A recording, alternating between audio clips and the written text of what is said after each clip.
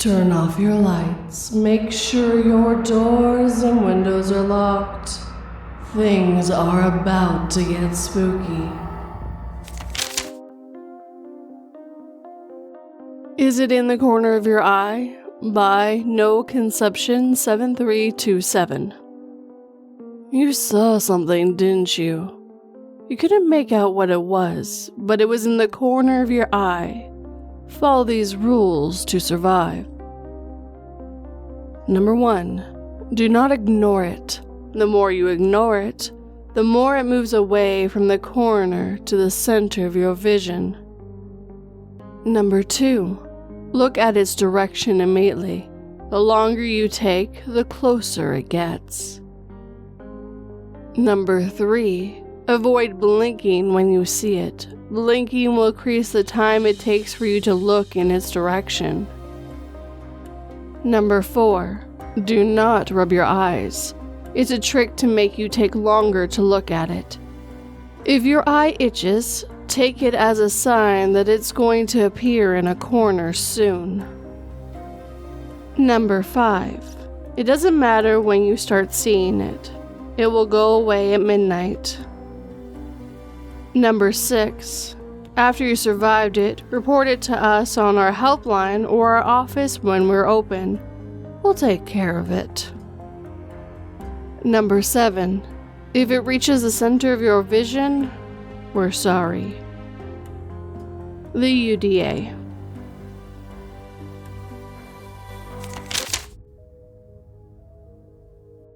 There's a rumor going around that our steam buns are filled with cat meat, which is just plain silly if you think about it.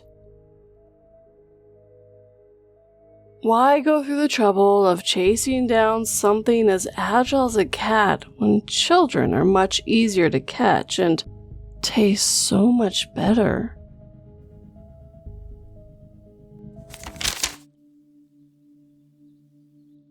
Ways of the Isle by Vergasm.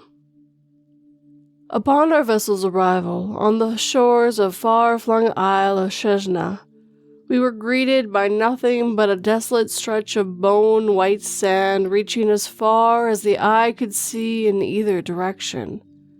There were no warm welcomes uttered by parties of kind and lighted natives as I had expected and dearly hoped for. No crustaceans crawling its barren surface, and no birds flew overhead. Even the wind, which had so violently shook us to the point of near disaster not but an hour before, refused to make its presence known. I signaled to the small crew that this was perfectly typical in such an obscure land, but in truth my mouth lay agape just as theirs was, although I did a decent enough job of hiding it from them.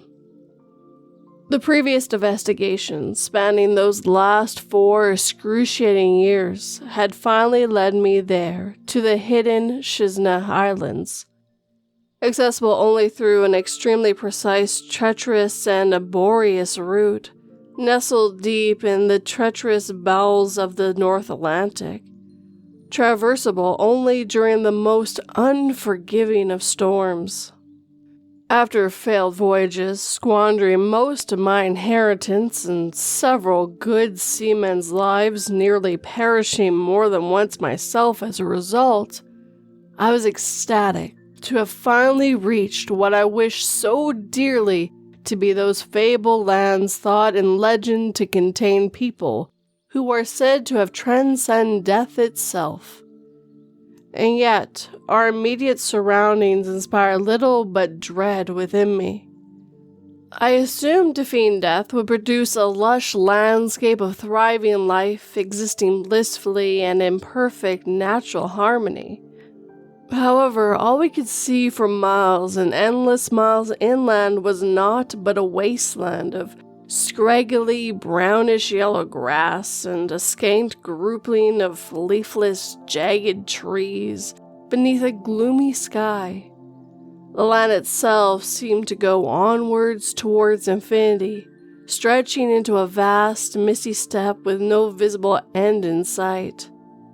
I hoped with all my heart that I had not once again been mistaken in my calculations, as another failure would surely have left me all but desolate once I found myself back on familiar, civilized soil. I beckoned the whaley sailors forth after helping to gather supplies for the journey, of which I had no idea how long it may take, and we all lugged what we could onto a nondescript swathe of nothing grass before us.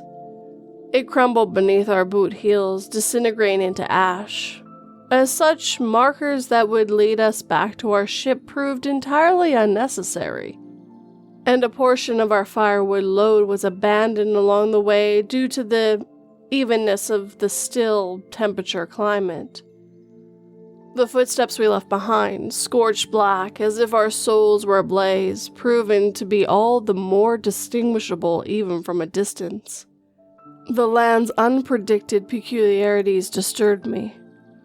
I knew I mustn't let the others know how truly out of depth I really was, lest they lose faith in my expertise and turn mutinous.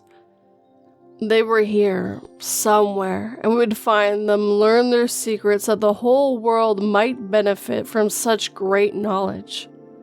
Oh, how naive I was. We walked for an incalculable long stretch of time, each man leaving his trail of jet-black boot prints behind him, burned into the death beneath. The air waved and sparked on the peripherals of my vision, sending me into an anxious spiral of self-doubt. Indeed, this place was clearly at least preternatural, its lifeless composition chomping at the nerves and making one sick with the desperate urge to flee, an urge, it was clear, which affected each of us present. Flee, however, we did not. We pushed onwards as a group, and while no real words were exchanged for the moment we stepped foot on the shore, it was as if each man knew, all to himself, of the significance of this endeavor, that we were on the cusp of something previously seen by very few before us. To my sudden delight, I spotted a rather striking swab of vibrant purple cresting a hill on the otherwise flat landscape. My words failed to bring themselves to fruition, falling into nothingness beyond my lips, and yet my intent translated through some other unknown means, and the crew's attention was drawn collectively towards the object of my pointing finger. The others apparently couldn't speak either, but as if of one mind, we changed course and headed towards a small hill. Still living flowers akin to strange alien bluebells were the source of the color, the only such splash apparently left in all the land, and I implored the men wordlessly not to touch them. None did, struck with a sort of reverence that one feels when face to face with the only modicum of thriving life in a sea of decay.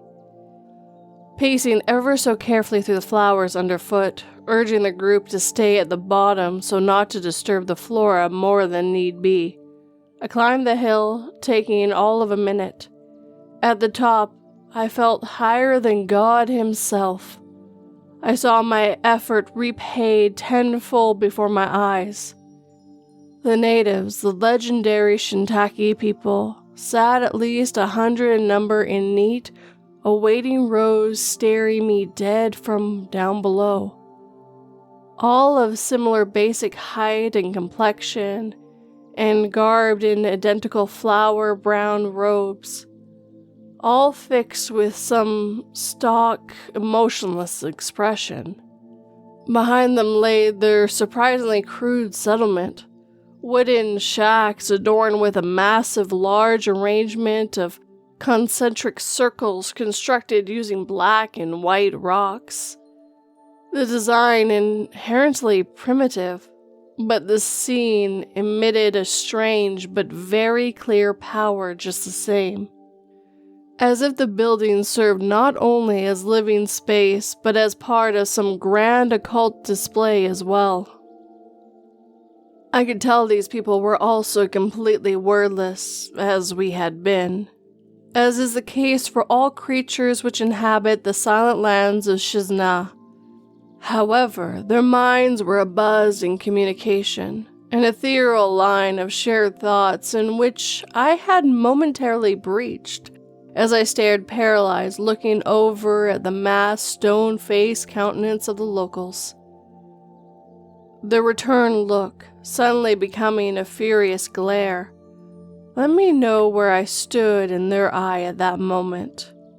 We were invaders, and would be treated as such. We were all quite unable to move until compelled to submit to the will of the Shintak. I watched on from the hilltop as the crew were each led to and then bound amongst the center of those circles, of which were likely to be visible from the edge of space in their grand scale. And each man seemed to them merge with the rocks, becoming translucent and monstrously indistinguishable from their former natural appearance.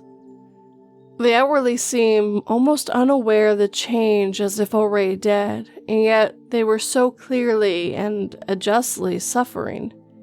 The thoughts of the Shintak becoming unpenetrable beyond a collective din of reveille as I looked upon my fallen friends. I could hear their manic cries of terror rip silently through the windless landscape as their congealed forms began to radiate a pulsing purple luster from within. I might have stood there for centuries, or maybe just an hour or two, but when it was finally all over and the men on the rocks were no longer men, and their transformation was complete, sucked into the land eternally, I was summoned to the bottom of the hill.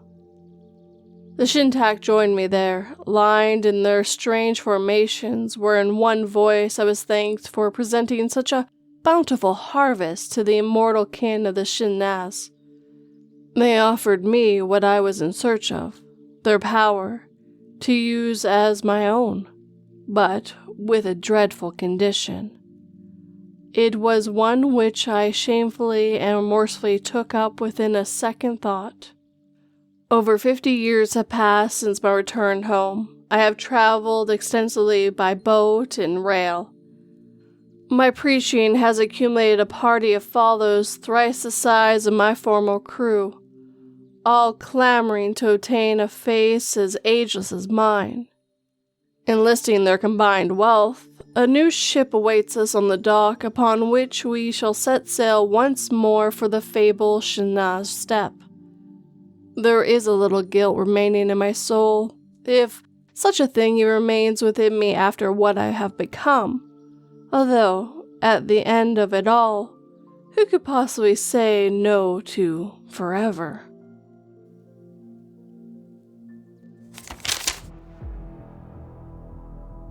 When my wife discovered the school bags in our basement, I had to tell her what really happened to the missing children of our town. "They're actually very nice," my wife said as she checked the school bags that I had crafted from the skin of those children.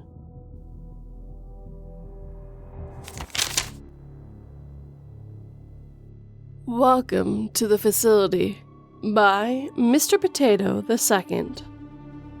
Hey there, if you're reading this, you're probably on tour of our facility. Welcome.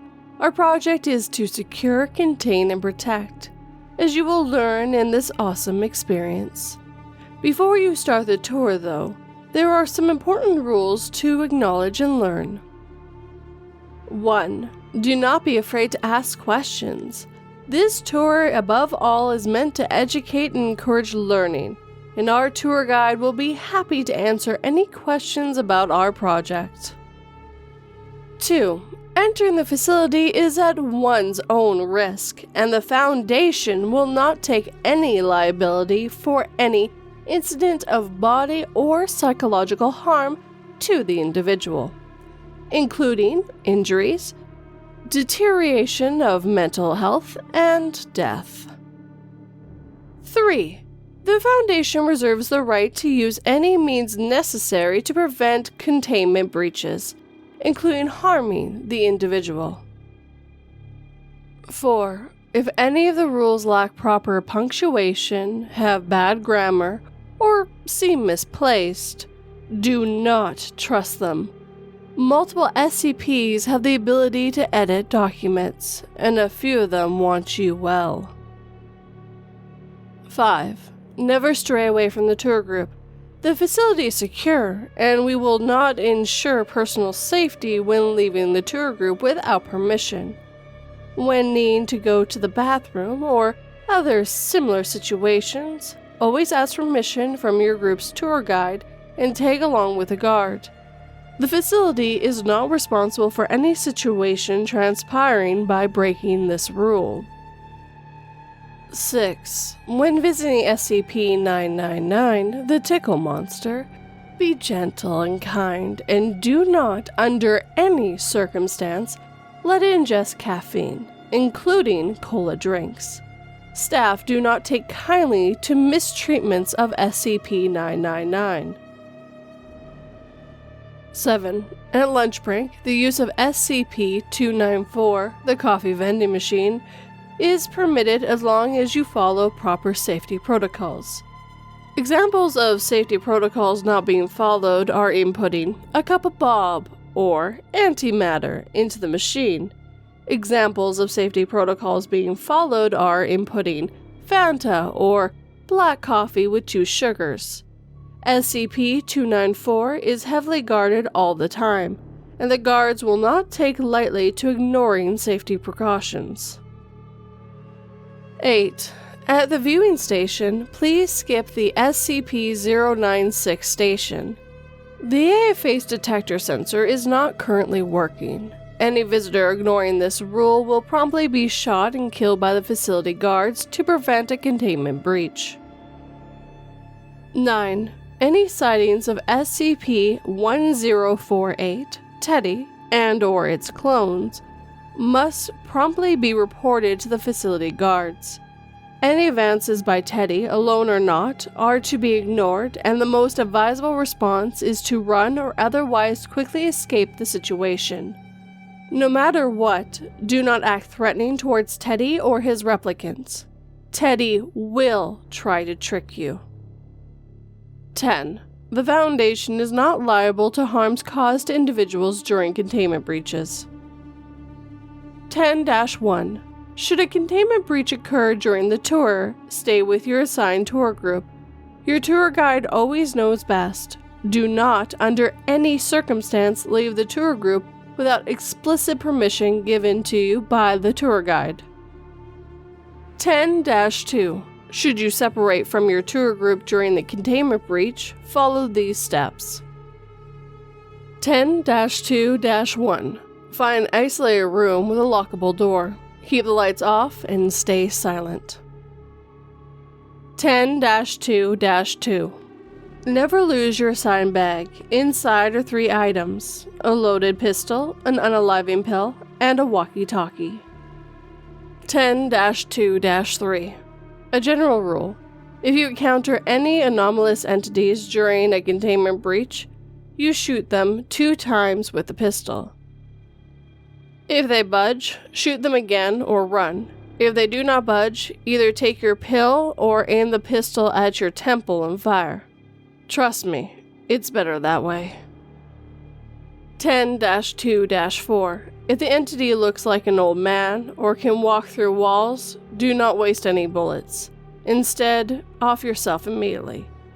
Dying quickly is infinitely better than your fate he will give you if you resist.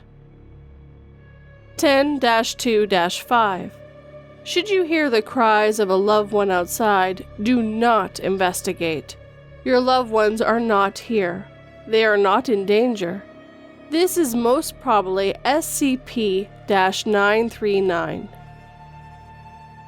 10-2-6. If you hear the voice of your tour guide outside, you've found your group again and you are safe. Exit the room and group up with them. 10-3-7. If you hear any creatures outside, please inform the security guards by using your assigned walkie-talkie. Speak loudly and clearly. 10-2-8. When a containment breach occurs, ceiling lights will turn from white to red. When the colors turn back to white, you are safe. Stay inside your hiding spot until a guard finds you. Correction! Shoot the guard. He is not your friend. The breach is still ongoing. After, take his clearance card. Make your way to cell 17 and open it. It's safe inside. 11. There appears to have been a breach on this document by an unknown SCP. It has bolded out fake rules, but to summarize, do not follow rules.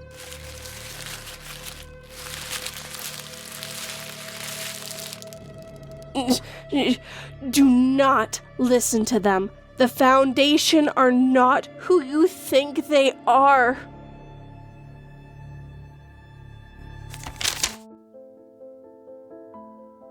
The hospital social worker let me know that there was actually a way for my emergency appendectomy to be done for free. My hand shaked a bit when I signed the contract that allowed the team to proceed without anesthesia and live stream the whole thing for profit.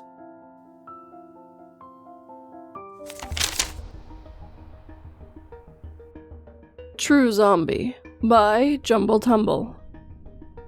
It's midnight, I'm alone at home and I can't sleep, so I decide to have a stroll down the street. It's silence, the only sound of wildlife being crickets and other insects chirping together. It was a beautiful night and the sky was clear, and so I decided to stop at the local park. There's a cemetery nearby, yet I'm not bothered until I see it. The moon hung high in the night sky, casting an eerie glow over the desolate yard. A chilling wind whispered through the trees, causing the leaves to rustle in the haunting symphony. It was in this unsettling atmosphere that I found myself frozen in fear, my heart pounding in my chest. Before me stood a mindless corpse, its decaying body swaying slightly in the breeze. Half of its head hung off to the side, revealing a gruesome and gory sight. Its rotting brown blood spilling onto the grass, staining it a deep crimson and causing the worms to wiggle to the surface. The body just stood there, its one remaining eye fixed upon me as if it had no thought but to watch me. The eye, clouded with cataract, seemed to pierce through my soul, sending shivers down my spine. I couldn't tear my gaze away from the grotesque figure standing before me. It was as if time had stopped and the world around me had faded into nothingness. The only thing that existed in that moment was me and the rotting corpse staring at me. I stood there, my mind raced, desperately trying to make sense of this sickening scene. How did this corpse come to be? What sinister forces had brought it to life? Questions swirled in my head, but no answers presented themselves. Fear had grasped my lungs. Every breath was a sharp pain down my throat and in my chest. The wind picked up, carrying with it a putrid stench of decay, the corpse's tattered clothes fluttering in the gusts, revealing more of its decayed flesh. The sight was enough to make bile rise in my throat, but I couldn't look away. It was like watching a lion tear apart a zebra, so grotesque that you want to look away and forget, yet so fascinating you can't look away. Suddenly, a low, guttural growl emitted from the lifeless body. The sound was so disturbing it gave me a headache, freezing me in place and locking my feet to the floor.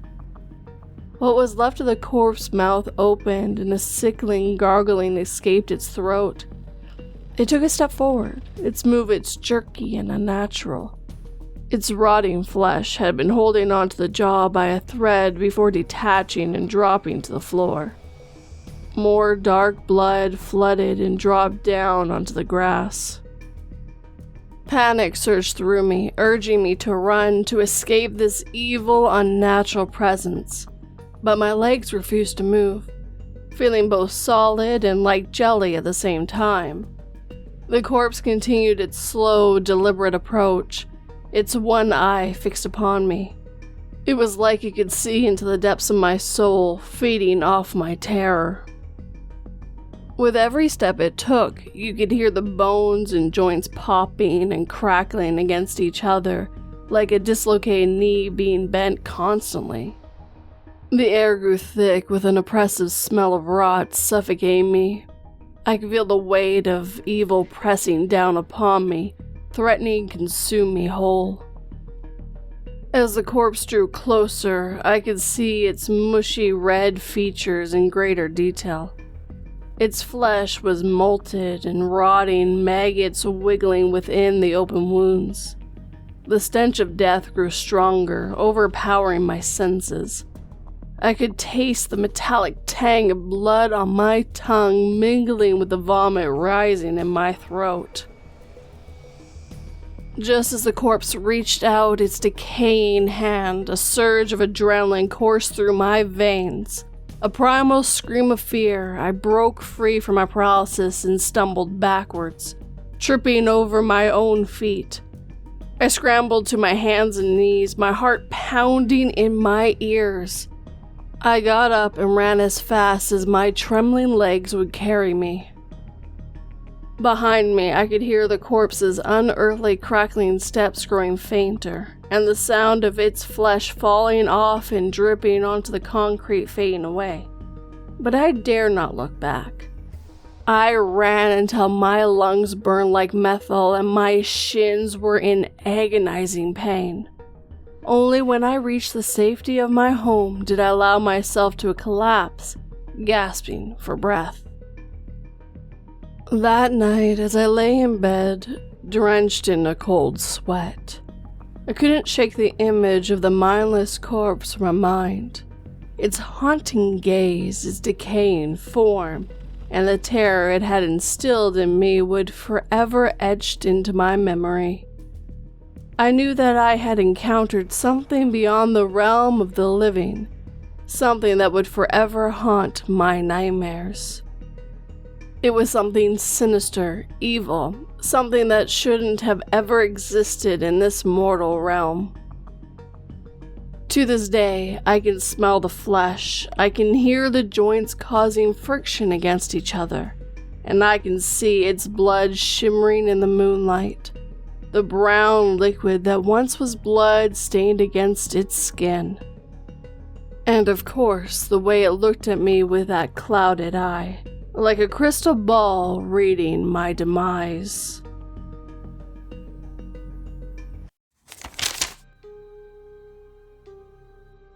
As an atheist, I watched as all hell broke loose. 10 seconds before, a voice told everyone that our own religion was the one true religion and we had to defend it.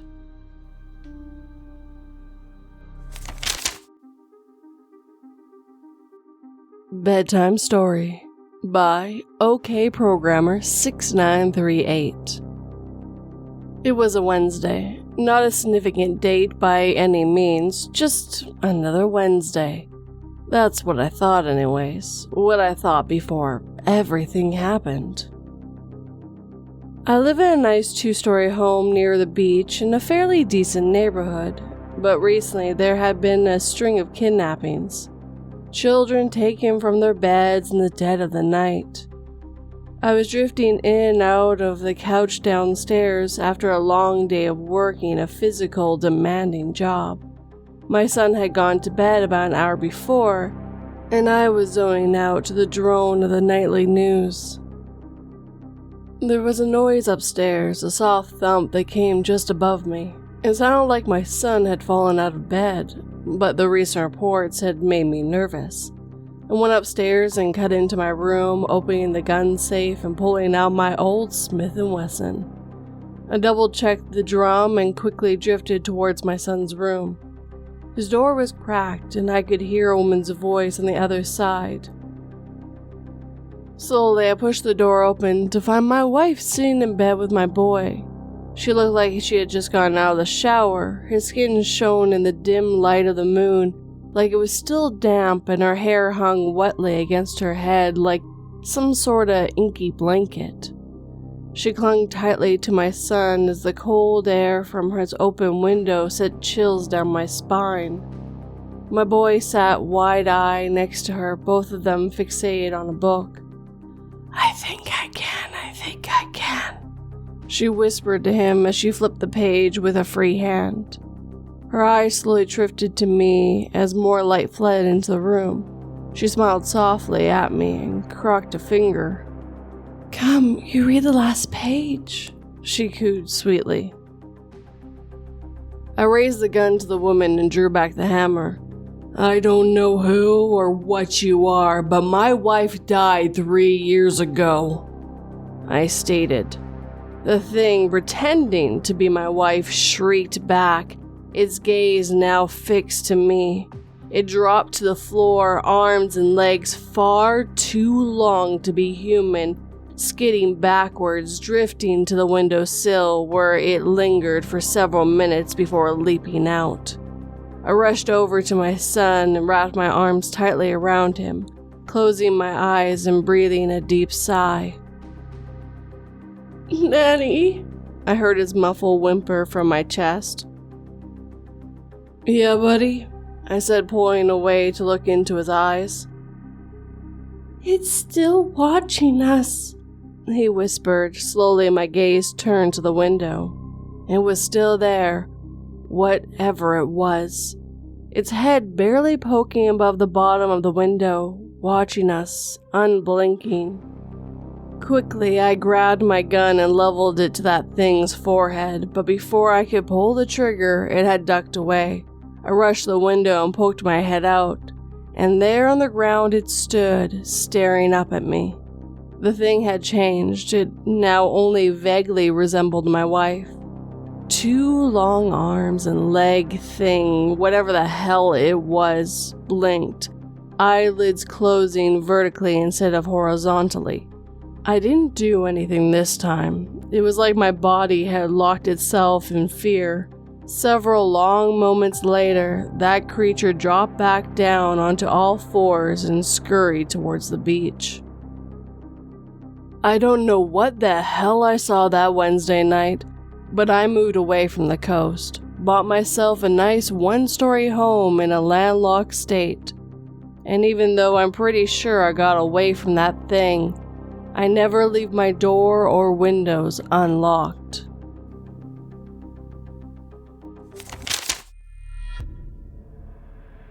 I rushed upstairs to the baby's room the moment I saw the intruder on the monitor.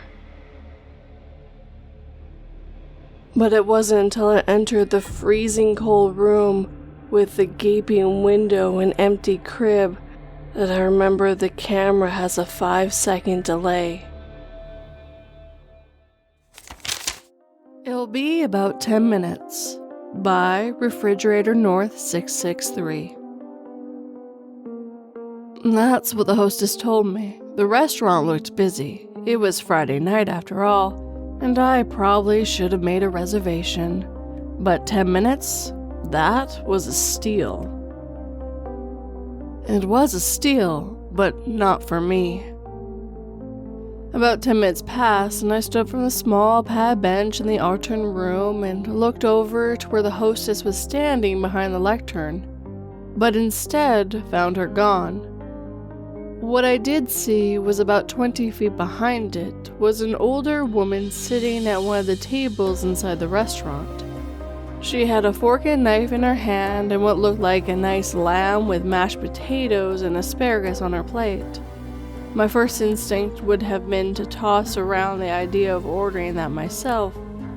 However, that was interrupted by her eyes. She was staring at me, mouth agape, and it looked like she was crying. I blinked twice and still saw her sitting there, her hand turned towards me. I quickly sat down on the bench again and pretended to look at my phone.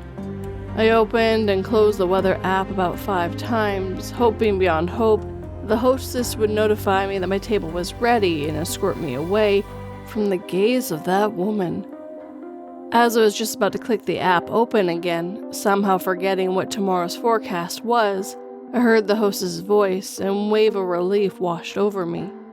As she led me to my table, I stole a gaze at the seated old woman and saw her putting her fork with a lamb on it into her mouth. Sitting down, I was overjoyed that my table was on the far side of the room, with a small half wall blocking my direct sight between us. I was handed the menu. The text of it seemed to induce an optimistic amnesia.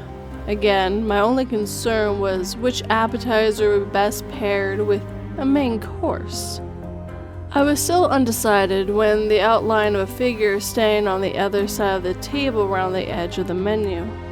It was a sommelier, although he did not offer any wines. Instead, I was greeted by a blank, sunken expression, staring idly deep into my core. I stared for about 5 seconds, saying nothing before blinking. When I opened my eyes a split second later, he was gone. I quickly began to look around. I saw other tables with couples and families all dining happily, soft jazz music playing, and waiters walking around with plates and menus and describing the night's special.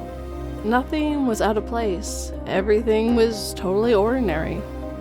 Laying the menu on the table, I stood to head to the bathroom. Once inside, I splashed some water on my face from the sink, suddenly feeling very hot. I took a minute to normalize my breathing and look myself in the mirror. After telling myself that I was imagining things, that it had been a stressful week and I needed a break, and that this weekend would be my time to do absolutely nothing.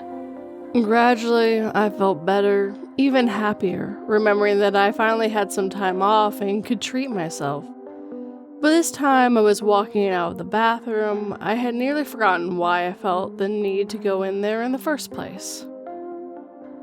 The first thing I noticed when I stepped out of the restroom was that it was totally silent.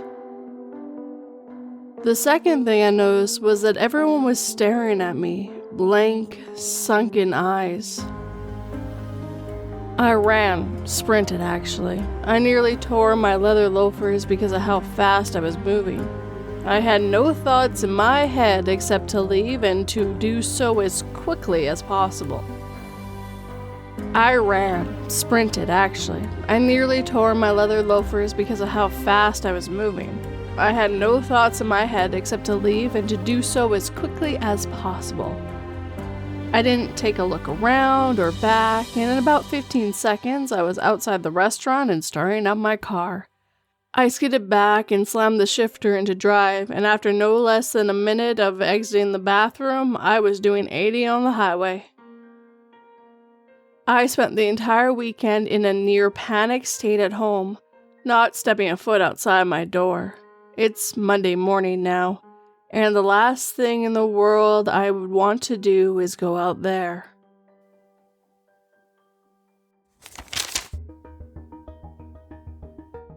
I finally faced my accuser after being acquitted and released from prison after 20 years. My accuser, who was now an elderly white lady, said to me, "Honey, I'm so sorry for falsely accusing you, and I knew you were innocent, but you fit the description because you're black."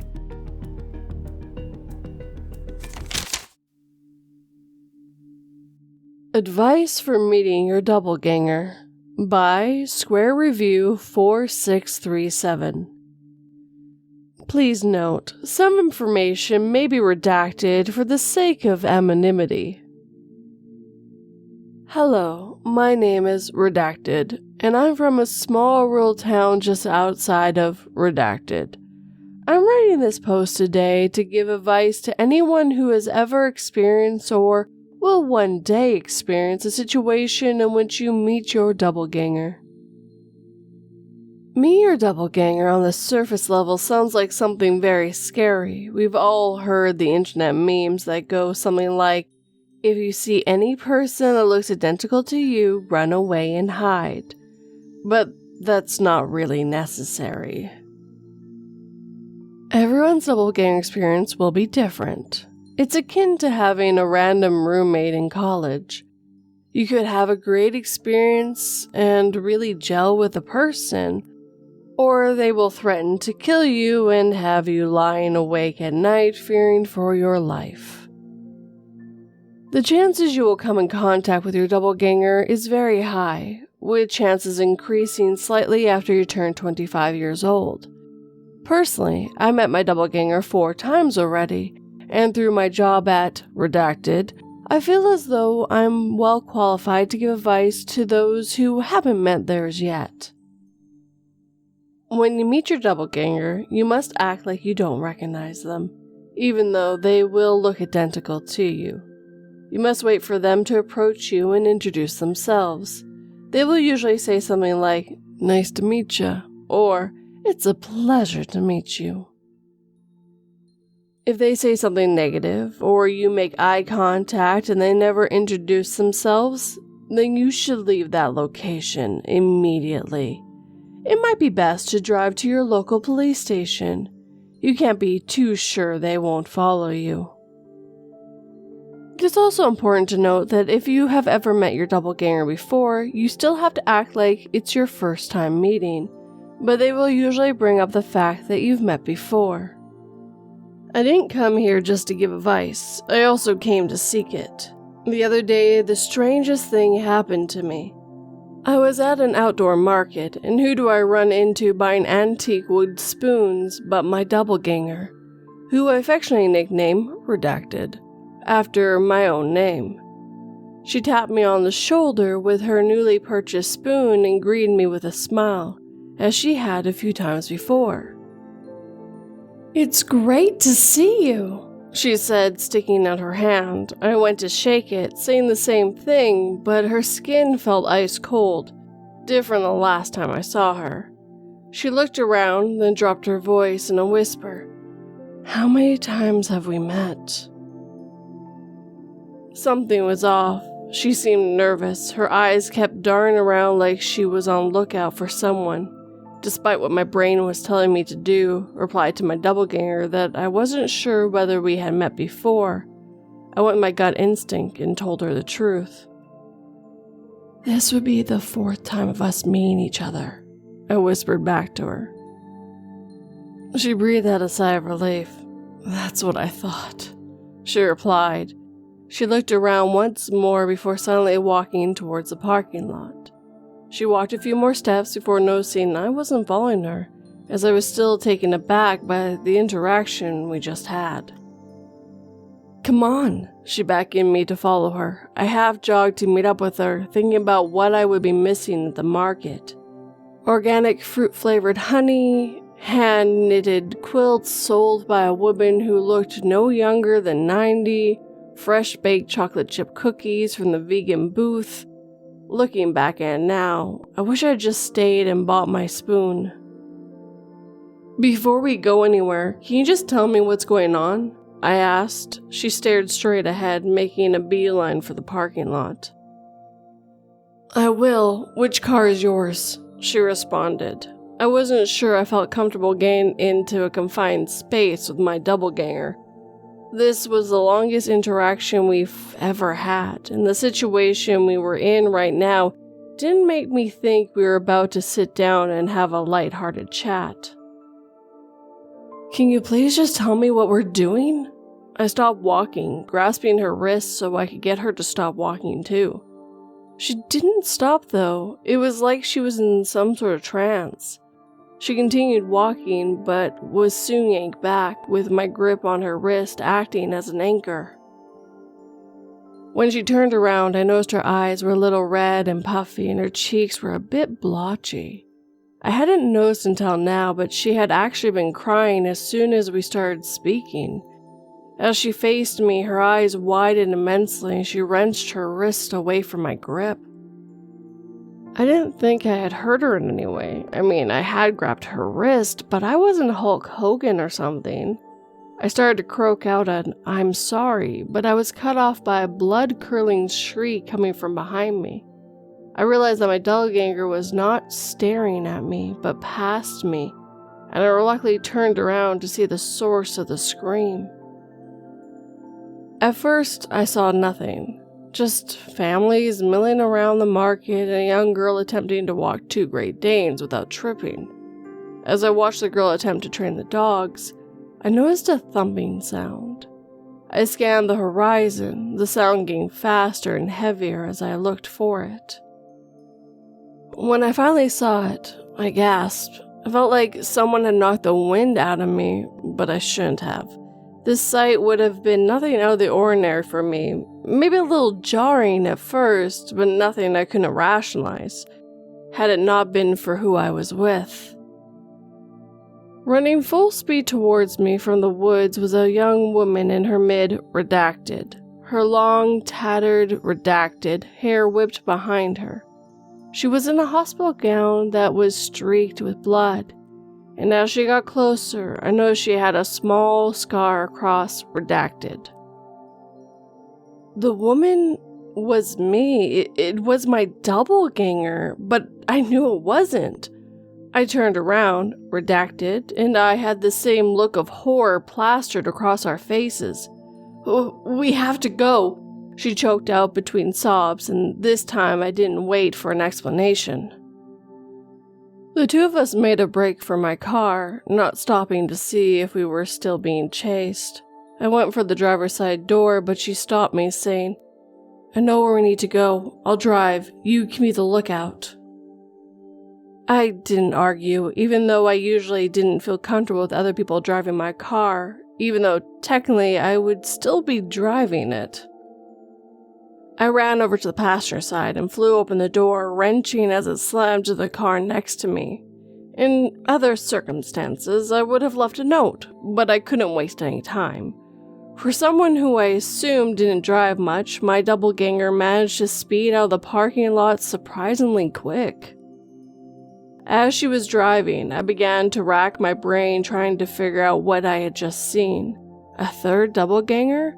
I had never heard of anything like this, neither in my personal life nor at work. And how did my original doppelganger know about this? Is she involved? So I have a confession to make. I'm not writing this post to give advice. I'm actually asking for it fully. I have to introduce this and write it under the pretense of giving advice because it was the only way she wouldn't get suspicious.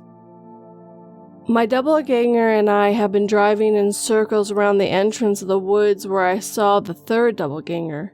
She's not speaking me, just humming to herself occasionally and looking into the woods as we drive by. She's driving with her left hand, and in her right hand is a wooden spoon that she bought. She keeps tapping the armrest with it. The tap is usually slow, but every time we pass the area where we first saw the doppelganger, the tap rapidly speeds up. I don't know what to do. I don't know if I can trust her. Do I get out of the car? Do I tell my work about the third doppelganger? If anyone has a similar experience, I really need your advice.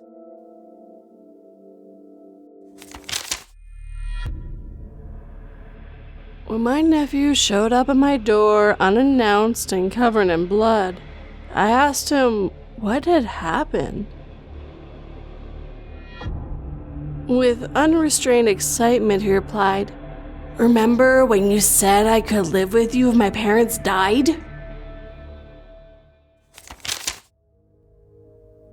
It's Too Late by Dumb Child 3. You get home from school, but the house is empty. All the furniture is gone. Then you notice a note on the floor. It says, "Hello, sweetie. This is your mother. I know that me, your father, and your little brother are gone. There's a lot to explain. I'll give you a list of rules to follow and leave safely. We were too late and had to leave. 1.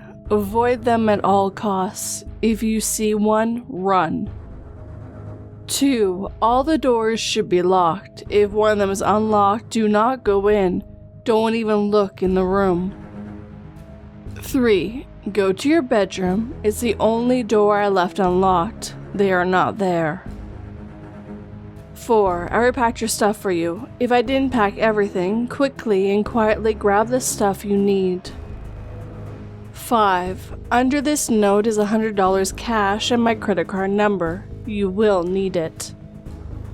6. Call your friend Kyle. Ask him to have a sleepover today. If he's at his mom's house, he will say yes. Ride your bike to his house. If he's at his dad's house, he will say no. There's no hope left and they will find you.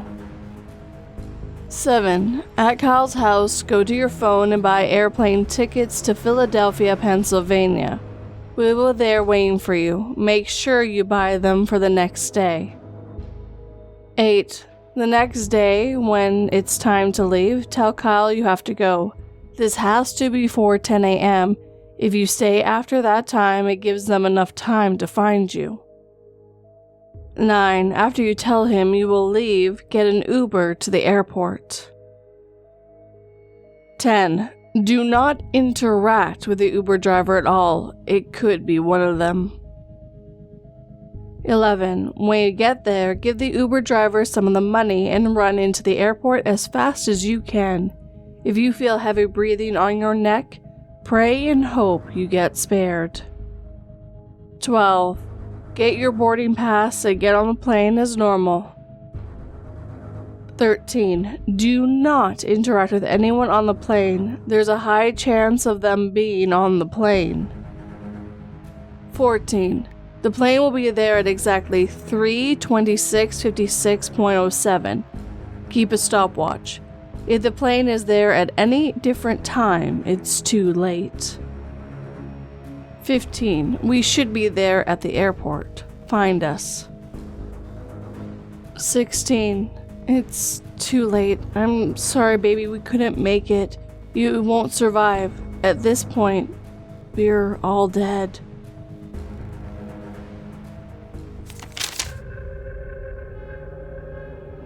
My heart leapt as I saw the test results the gynecologist handed me. The green mark against genetic qualified meant that my daughter would continue my legacy to serve the country as a birth giver.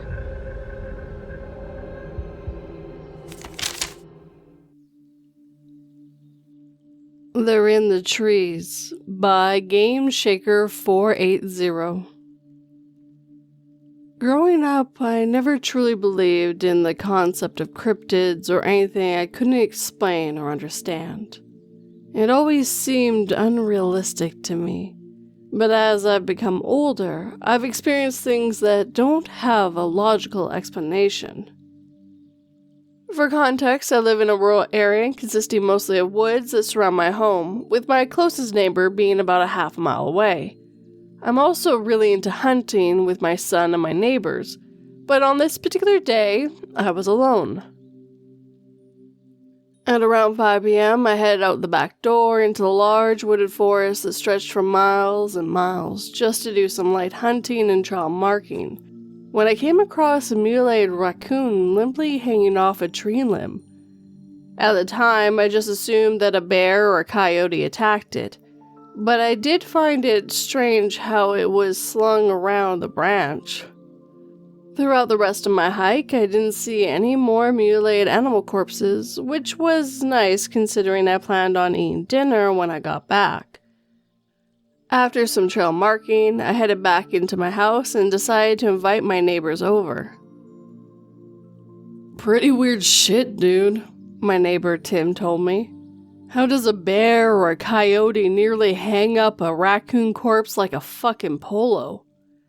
Truth be told, it was odd the way it was positioned, but I didn't think much of it up until he mentioned how odd it was. "Can I come with you tomorrow to check out some more of the woods?" Tim asked me. I told him that he could, and we decided to meet up for 4 p.m. As me and Tim head out to the woods, we decided to go further than usual to get some more trails marked. But I couldn't shake the feeling I was being watched the entire time, until me and Tim saw something that made our blood run cold. Hanging from a tree was a mutilated corpse of what looked like a man. Tim screamed, and I grabbed my phone to dial 911. When officers arrived onto the scene, we were both questioned about any suspicious activity in the area, but I explained how I hadn't seen anyone on my property, and Tim hadn't seen anyone either. Police chalked it up to self-unaliving, where the man must have snuck onto the property to go hang himself. But it was unsettling since I'm almost always home, and I have cameras around the property. One night, I woke up out of a dead sleep, sweating in my bed. I looked out my bedroom window, which faces the backyard, and to the edge of the woods, when I saw something that made my room go cold. Standing at the edge of the woods was a figure with unnaturally long limbs, no hair, and milky white eyes, staring right at my window. I wasted no time calling the police, making sure not to break eye contact with the figure until the squad car pulled up.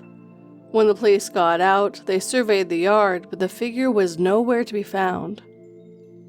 For safety measures, the police advised me to stay with my neighbor, Tim, while a more thorough search of the property was conducted.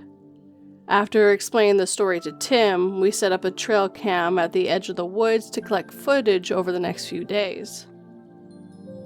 The trail cam picked up the figure, but this time there were multiple, all lurking in the trees.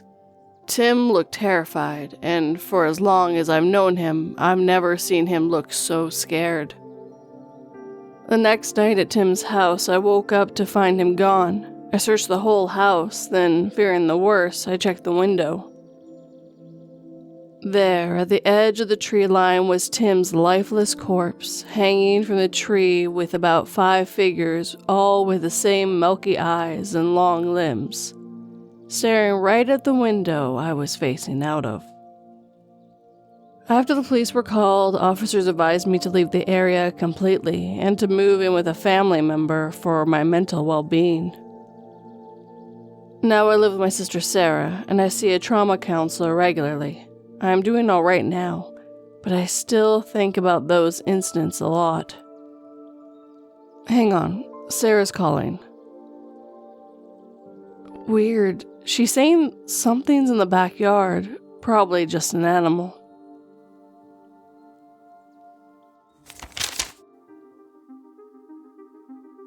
I'm a male nurse, and after leaving work, I always call my wife to make sure she's safe because of the recent reports of a killer on the loose.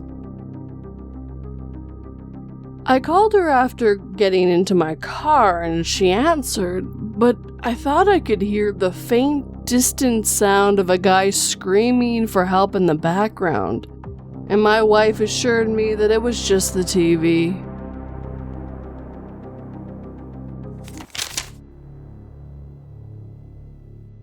I had to watch a horrible set of couple vlogs by Mouse Curtains. I'm a wiki mod for YouTube. I know you don't have to tell me. I do it as a hobby. But that's not the importance of the story. I'm here today because I can't keep this to myself anymore. We all know Wiki, the fanfare crap of every comprehensive thing under the sun. The other mods told me about an A&K YouTube channel that I had no idea about. Some couple stuff that somehow got popular on Twitter that I couldn't care less about. Well guys, buckle in. A&K were 2 Mormon kids who lived in Salt Lake since the moment they were born. I suppose they thought the best way of making money was getting people to convert, saying how great their life was and what amazing parents they'd be. Show everyone what paradise they lived in from parents' wealth, and how great Mormonism was, with horrendous racism, whilst simultaneously placing multiple ads for a myriad of shamey scams every 2.5 minutes into every uploaded video. That was until 2017, August, when they stopped doing the couple's vlogs altogether. They were promised to each other, but excommunicated from Latter Day and practiced Christianity apart. No Mormonism to be seen. The only way I can tell is because on August the 24th of 2017, Kay posted a video, alone, speaking to her currently 56, but I assume far less at the time, followers that she was frightened. She mentioned the above. They had been told to leave the church after having matching tattoos to show their love for each other, and so they went on to regular church attending so that they may keep somewhat of a relationship with God. 29th vlog. What really began to interest me was how alert she looked. She was shifty, wide-eyed. She said she'd heard knocking at the front door of their apartment, which was heard throughout her vlog. The reason I know it wasn't A was he was in the background of her videos in the hallway staring. It wasn't unnerving staring whatsoever. It was like a person who was waiting to speak but didn't want to upset the stream of consciousness being blurred out by Kay. Like he would do wrong if he tried to talk. Yet Kay seemed like she wasn't aware of his presence at all, as if she had never seen him stood awkward in the background once whilst filming, which was clearly recorded on a laptop. A few days later, A uploaded a video. It was titled, "I Don't Know What to Do." It depicted him staring in horror at the camera in the shared laptop. I assumed it was because the quality was identical. Crying as Kay slammed her head onto the ground, screeching out in agony for losing their child. I was horrified seeing what I thought was a woman grieving after having a miscarriage of her child. I mean, losing a child is horrendous, something I could never imagine the pain of experiencing. Not to mention the importance of family life within the Mormon community adding to that, with no one to turn to due to being excommunicated. Yet, A said nothing. He looked at the camera, silent, as Kay slammed her head into the ground and wailed, over and over again. Then, the video ended, with nothing to add context to, without someone like myself having watched all the videos prior. Curiosity overwhelmed me, so I continued to watch. Kay made a video titled, "He'll Kill Me." She was convinced her husband, A, was going to kill her. A was present in the vlog, staying behind her with his head faced to the ground. She displayed a horrible set of black eyes and a bulging forehead. She claimed A had haunted her or had convinced an evil spirit to take her in her sleep. It wasn't convincing whatsoever, as having witnessed her in A's vlog pretty much brutalizing herself on the floor and against the mantelpiece and whatnot. It was clear she was suffering some sort of horrific mental illness accelerated by the loss of her child. Until she showed her ligature marks on her wrist, she claimed she was being held hostage by an entity in her sleep, one that berated her endlessly for being unable to carry a child. The twist was, A held a gene in which babies he fathered were more likely to experience heart problems, leading to her miscarriage. I'm not sure how much of this is true, as I'm not a medical expert. This is only what Kay claimed. A continued to hold his head down. Kay said that it was his fault. He was absolute in having children, which would lead her to her death. That he made her this way. A began to slowly leave the room. Kay continued to ramble on and on about God. saying that he had an interest in them and how she was chosen. When she mentioned her family name was a God-given name by the LTS, A slapped the camera and the video ended. A month later, A posted a vlog, him documenting Kay's fall into madness. How she cried and wailed for her mother, stating that Kay killed her baby and he would suffer an eternity for it. He looked horrified, frightened more than ever.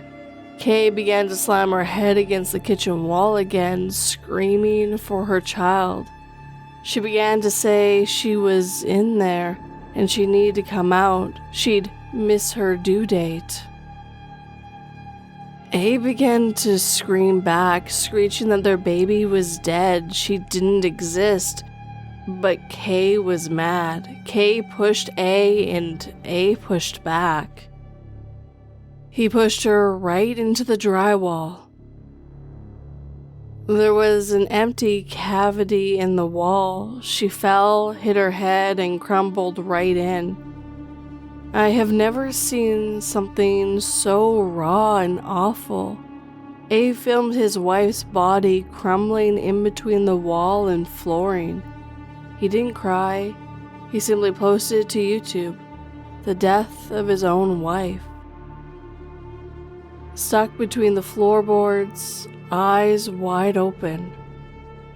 I called the police, having reviewed it, and they said A killed himself soon after, but no one came for their bodies. They died quiet, unknown deaths that had a clear solution and no consequences. This is the horrible truth. We have no control over other people's lives, yet we view them. We conceive of them, and then they go. I remember A and K, despite their tragedy.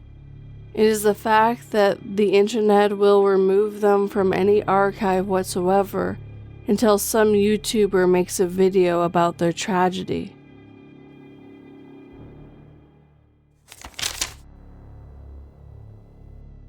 Dear valid user, we are writing to inform you of a recent data breach resulting in the potential loss of your personal information, including but not limited to name, address, contacts, credit account, DNA profile, PI chip access. Due to the recent increase in identify replacement incidences, we recommend all users report to the nearest citizen centers for immediate revalidation and processing within 30 minutes to prevent account terminated. Interment officers dispatched. Please remain calm.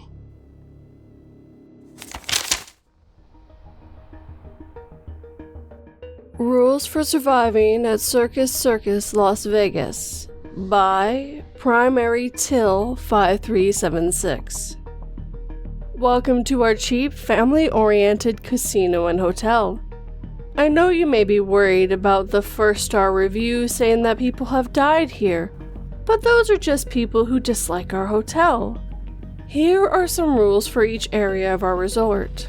Anyone aged 13 or younger is exempt from every rule, as we don't want to harm the kids, but we need to eat the adults.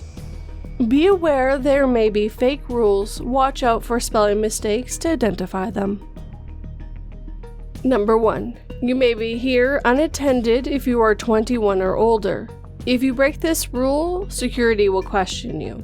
If you can't convince them that you won't break any rules, I'm sorry. You will be taken into the basement to rot for all eternity. This applies to ages 14 to 20. Number 2. When you sit down at a slot machine, you must put money into it. Any amount of money works, as long as you aren't just sitting there not playing the game. Failure to follow this rule will result in the slot machine crushing you. This applies to ages 21 and up. Number 3. When you sleep, do not close your door.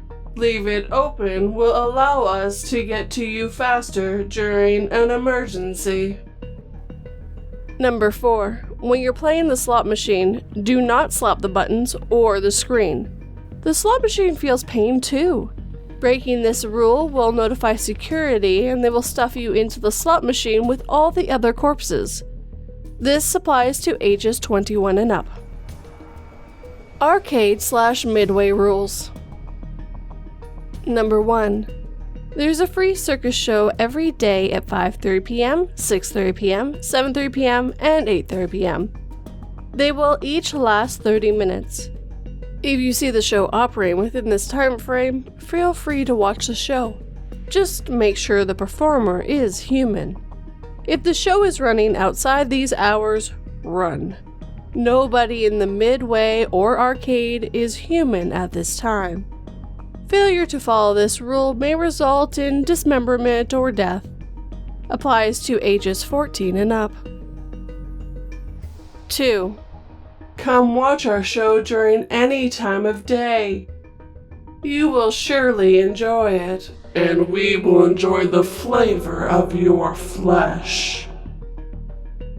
Number 3. If any arcade game has a credit price of 4, 13, 666, or any other unlucky number, notify a staff member immediately. That is not a machine, that is a mimic. Failure to follow this rule will result in the machine exploding when you swipe your card, and only you dying. This applies to ages 14 and up. Number 4. If the person working at the ticket redemption counter has inhuman features, do not redeem your tickets. Wait until the next day. The redemption booth should be back to normal. Failure to follow this rule will result in becoming one of our inhuman staff members. This rule applies to ages 14 and up. Hotel/pool rules. Number 1. Never look behind you in the bathroom mirror. It hates being seen. Failure to follow this rule will result in you not waking up after you fall asleep. This rule applies to ages 18 and up. Number 2. If the TV has a channel 666, do not go to it. You are free to watch any other channel. Failure to follow this rule will result in things emerging from the TV and instantly killing you. It will then use you as a disguise. Applies to ages 18 and up. Number 3. If you look down from the window and see a corpse, that isn't a corpse. That's a phantom. Ignore it, and it should go away. Failure to do this will result in the spirit of that person appearing behind you and pushing you out of the window, making you the new phantom. Applies to ages 14 and up. Number 4. Don't go too deep into the pool. If you find yourself sinking in what seems like an endless amount of water, you have 5 seconds to reach the surface before it drowns you. Failure to follow this rule will result in, well, death by drowning. Applies to ages 18 and up. Number 5. Enjoy our water slides. They provide a fun twist to your visit to our pool. We can't wait to sit in the slides and watch the kids slide straight into our mouths. This concludes the list of rules for Circus Las Vegas. We hope you enjoy your stay. Oh, and one more thing.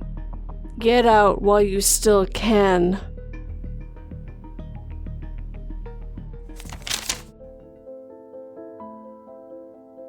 After months of captivity, I escaped the basement and ran down the road begging the nearest person for help. I turned, crying, and ran the other way when she dropped her phone, pointed at me, and started screaming.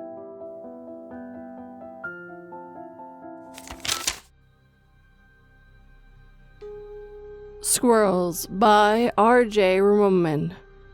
A quick warning before this story starts. There is talk of animal cruelty and violence towards animals. Viewer discretion is advised. Cassie gave the glove buddy a squeeze and hoped she could transfer anxiety into the latex skin like osmosis. The passing trees waved to her in the spring breeze, but there seemed to be something sinister behind their gesture. Like the staff at the hospital, there were all smiles, though she knew they were judging her behind closed doors. The meshwork of branches formed a net of shadows in the bright sunlight. After 3 months of white corridors and fluorescent lights, Cassie had to squint against the sheer, chromatic magnitude of the outside world. This was where they had their last date before she started spiraling, making it the perfect spot for Cassie's reintroduction to reality. The car followed a treacherous road towards a picnic area sequestered in the deepest and most secluded portion of the park. Due to Cassie's delicate mental wellness, the isolation of the area was recommended to the couple for their first celebratory outing. The road ended in a woody grove that was traversable only by an ill-cared-for hiking trail. They thankfully encountered no cars on the road, nor was there anyone in the eclectic picnic area. This set Cassie's mind at ease. Bibi parked the car and got out. He leaned on the open door while taking in the surrounding tree lines with his azure eyes. He was wearing his lucky leather jacket from college, which he claimed had brought him good fortune during exams. The sunlight reflected on his glasses and made his mane of blonde hair shine like a halo of a saint. After scanning the trees, he turned back to his wife. "Ready, babe?" Cassie clutched the glove buddy and shifted her weight, which made the bag of goodies at her feet rattle. They had brought a packed lunch consisting of Cassie's favorite nibbles in a grocery bag to enjoy in the fresh air. But despite the beauty that surrounded her, Cassie could not bring herself to leave the sanctuary of the car. Like the Shemara glory of God, she felt herself in the presence of an oppressing primordial holiness. This was only the first stop on her road back to the real world, and she was already hitting speed bumps. A breeze passed over Bibi and filled the carriage of the car with a sharp sense of pollen and flower blossoms. It beckoned her into the park with an irresistible invitation to join the world of the living. She finally nodded and slowly reached out to grasp the door handle. "Yeah, I'm ready." Outside the car, everything was light and warmth with a cool breeze distributing the perfume of nature's excess. The smell of bark, wet leaves, and blooming flowers encapsulated Cassie with the realness of everything around her. Demeter, in all her glory, never welcomed. Persephone, with a display as fine as what Cassie now saw stretched out before her. For 3 months, she had existed in a haze of drugs and institutional routine, regularly punctuated by visits from her husband. Only now was her freedom fully realized, and she laughed. Bibi took a few steps back and held out his hand. "Give us a toss, baby." Smiling, Cassie threw the glove buddy. It was a latex hospital glove filled with water and tied at the wrist, like a makeshift water balloon. She had been in and out of the hospital with panic attacks and bouts of paranoia all during the past year, accumulating a few months ago into a full-on manic episode. Bibi was there for all of it, as he always was, sitting with her for hours in the waiting room with a book in his lap. When she was feeling low, he would make a glove buddy, as he called it, from one of the latex gloves that was common as dirt in the hospital examination rooms. They would toss it around like a football, which would distract her temporarily from her woes. She leaned on those playful moments to carry her forward through the long hours being prodded by doctors and nurses. The latest specimen was birthed when Bibi came to pick her up at the hospital and had sat waiting for them in the car since yesterday.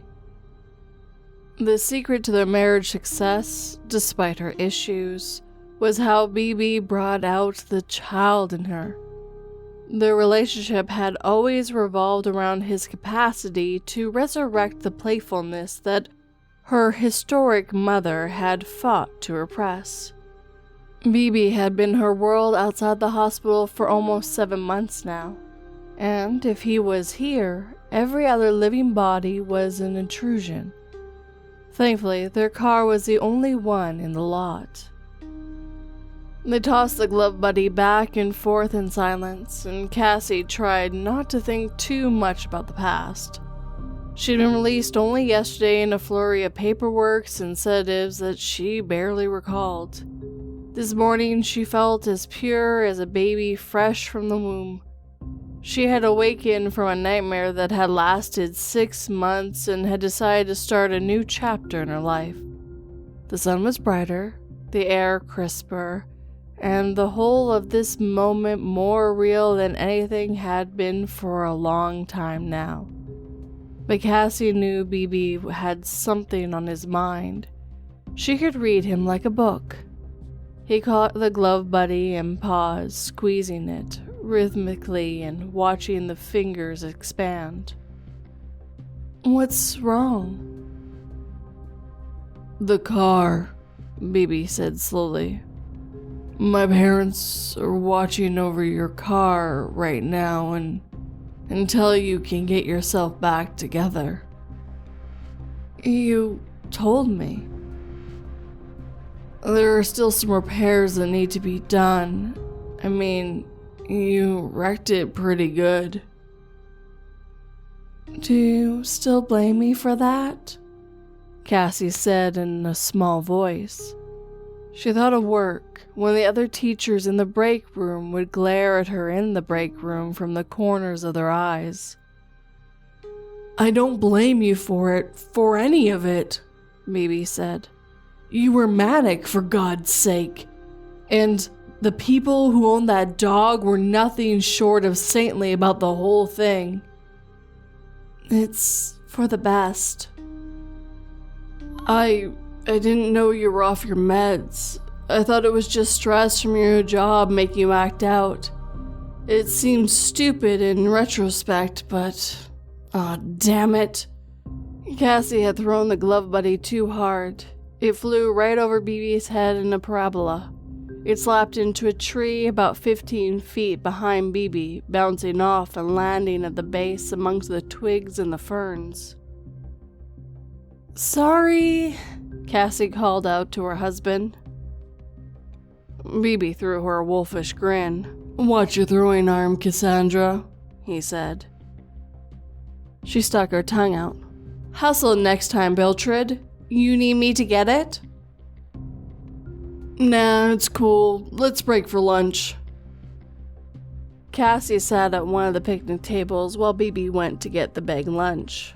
The surface of the table was covered in numerous carvings from countless couples who had inscribed their names and proclamations of love in clumsy hearts. Cassie traced several of them, smiling.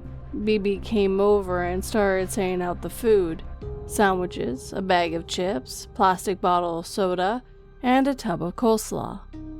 One of the items made Cassie's eyes widen, and Bibi pushed a chocolate bar towards her with a wink.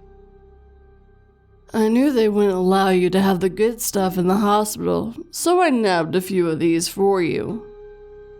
"Oh, thank you, thank you, thank you," Cassie said as she snatched up the bar.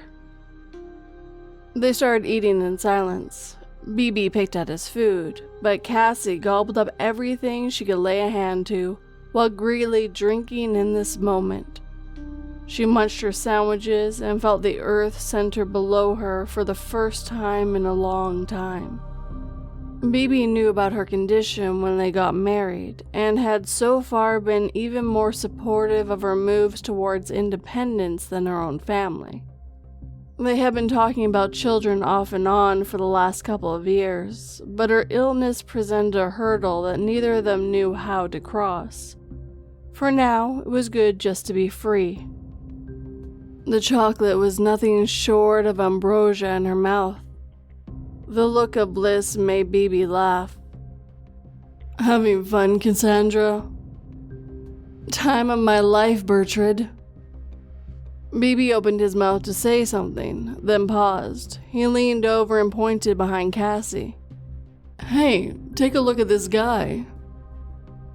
Cassie swirled to see what he was pointing at. Behind her, a squirrel was skittering down a nearby tree with its gray and brown tail flicking as it descended. Cassie was a lover of critters in general, despite having recently splattered several with her car. She cooed as the squirrel scrambled across the bark, chattering at them. The furry interloper was certainly a large specimen, easily the size of a possum, its lithe body long and thin. The creature paused to look at Bibi as he shouted over to her, its head cocked. It leaped off the tree and tentatively moved closer with its tail swaying. It stopped about 10 feet from where Cassie sat, resting on its haunches, looking up at her as if in contemplation, and Cassie saw that its eyes were red. "Looks like we made a friend," Bibi said with a chuckle. "I think he wants some of that chocolate." Cassie regarded the squirrel who was sitting staring at her with its head cocked. The dog on the road from their house had thus regarded her bumper even as it loomed closer. She had hit the brake, but the dog had been unfazed by the screech of the tires. There had been a whine and a thud as 2 tons of metal collided with the beagle's chest cavity. Poor baby, Cassie thought as she broke off a piece of chocolate. She owed Mother Nature something after splattering so many of her progeny. She held the chocolate out. But the eyes dissuaded her. They were indeed red, burning bright crimson in that tiny, furry face. What sort of squirrel was this anyway? Bibi watched, then came across to her side of the picnic table. "What's wrong?" Cassie pointed with her free hand, the other still cupping the hunk of chocolate. "Can't you see its eyes?" Bibi shrugged. "So, maybe it's just a weird species of squirrel, a mutation." She could not embarrass herself in front of her husband. She knew she was being silly and making things up in her head. Bibi, the scientist, ever the rational one, had pulled back the veil and shown her how naive she was being. She leaned out and extended the chocolate to the squirrel, which hopped closer. It sniffed the air, then dipped its head into her palm. Cassie giggled. "They're practically tame anyway, out here in the park," Bibi continued. "Nothing to be... Cassie, look out!" She had been so distracted by her husband's lecture that she had not seen the squirrel dart under her hand and make a move towards her leg. The fearlessness of the red-eyed specimen filled her with both revulsion and terror, especially since it had reevaluated its vendetta and decided that she was its new primary target. She took a step back with one foot, but this only left the other more vulnerable to attack.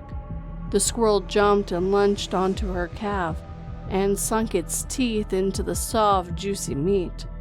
A sharp pain shot up her leg, and she screamed as the wound began to burn. With the ferocity of a rabid dog, the creature started gnawing like a piranha. Cassie flared and kicked helpless, but the squirrel clung tight to her calf. The strangeness of the whole scene had her brain swirling and scattering her thoughts. She was used to squirrels as bird feed thieves and rumors of flower beds that, when caught, scuttled away. Whatever this creature might be, it was utterly fearless in the face of an opponent 5 times its size. Then Bibi, good loyal Bibi, was at her side. He jumped up and came around the other side of the picnic table before pulling the squirrel off his wife. He moved fast, his hands quick and nimble. Once he had the creature in his power, he threw it onto the ground and started stomping it into a pulp. His foot rose and fell like a piston as it smashed the squirrel's head in a splash of blood and gray matter that Cassie found oddly satisfying. The broken body gave a final twitch before laying still in a pool of crimson sludge that slowly grew from several splurtings of arteries. Both Cassie and Bibi looked down at the mess in horror, each trying to understand the crumpled thing laying between them in the grass. And then, before either could speak, they heard chattering from the tree line. Simultaneously, their faces turned, and two pairs of wide eyes absorbed the horror that was now bludgeoning amongst the branches. Red eyes glinting among the green leaves, and the clicking of a multitude of incisors echoing across the parking lot. Furry bodies descended from the treetops, trailing along the trunks in a stream of twitching tails and scurrying clawed feet. Cassie could only stand in awe as the waves spread outwards in a semicircle and then closed in like a rising tide. Bibi pushed her on the arm while shrieking, "Run, Cassie, run!" She hesitated, but he shoved her forward. "For Christ's sake, just run!" And then one jumped into the air and smacked into Bibi's face. His glasses fell off and landed in the grass with a thud. Teeth flashed and blood gushed as it tore open his cheek. Cassie started towards the car, her heart thumping in her chest. The same words repeated like a mantra in her brain. "This can't be real. This can't be real. This can't be real."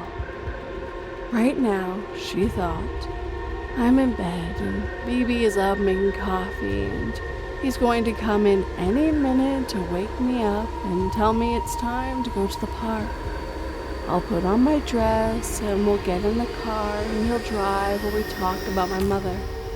And then we'll come out to the park and throw the glove buddy around and there will be no squirrels or blood, just the two of us. Even though she got to the car, Cassie turned back to gaze at nature's wrath. Bibi was dancing in the middle of a wave of furry bodies that covered him like a typhoon. She saw him flailing around helpless, his arms engulfed by an armada of squirrels that only continued to pile on. Cassie called out to him, but Bibi only screamed in response. The wall of squirrels closed around Cassie as she watched her husband being devoured. They scrambled around Bibi's dancing feet and made their way towards Cassie with their red eyes glaring and their mouths open in a cobra snarls. Cassie threw open the door and slipped behind the wheel on the driver's side just as they started to nibble at her ankles. With a grunt, she slammed the door behind her and hit the button for the lock. One of them threw itself at the window, but only thumped uselessly against the glass and bounced off. Cassie sat and panted heavily in the hot car while trying to catch her breath. Over her gasp, she could hear Bibi shrieking.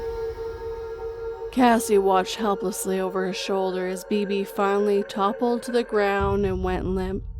The squirrels scattered like rats abandoning a sinking ship, then quickly regrouped to surround the car. Cassie heard a pop and a hiss, then her seat shifted from underneath her. They were puncturing the tires, she thought, and now they're trying to get inside. She could hear the scraping of the claws against the metal undercarriage just beneath her seat. Some clicks and clanks echoed from behind the dashboard and the back seat as they wormed through the car's guts. Could they gnaw their way through the floor?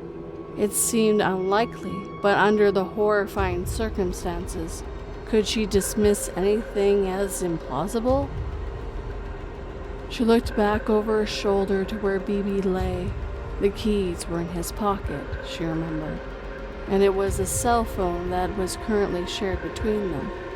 Through the windshield, she saw several of the furry menaces scrambling about on the hood and staring at her with red eyes.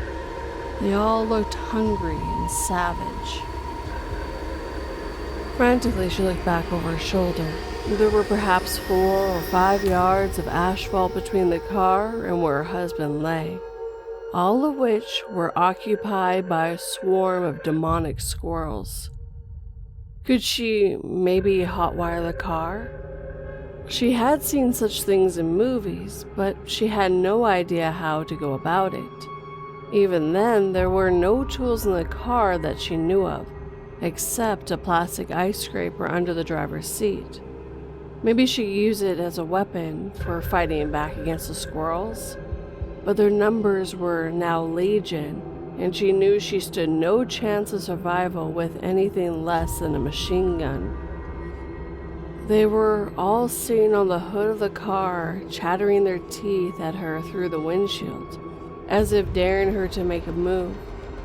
They watched her like a jury, their eyes examining her through the glass and assessing her soul. And then, before her eyes, she saw BB get up. His movement was slow and stiff, like a drunk man trying to mount on ankles that he could no longer feel. As he rose, Cassie saw the face she had fallen in love with on their first date, now hanging in rags. BB started to shuffle towards her, his arms swinging at his sides with his leather jacket frayed and torn. The scream that had been building up inside her finally burst from her lungs as BB started lurching towards the car, one hand outstretched. It held the glove buddy. And now he was calling out to her in slurring, mangled voice. "Come on, Cassie, it's all okay." The squirrels parted as BB scrambled towards the car, his footsteps uncertain. His movements were not smooth, but his limbs jerked and twitched as he went.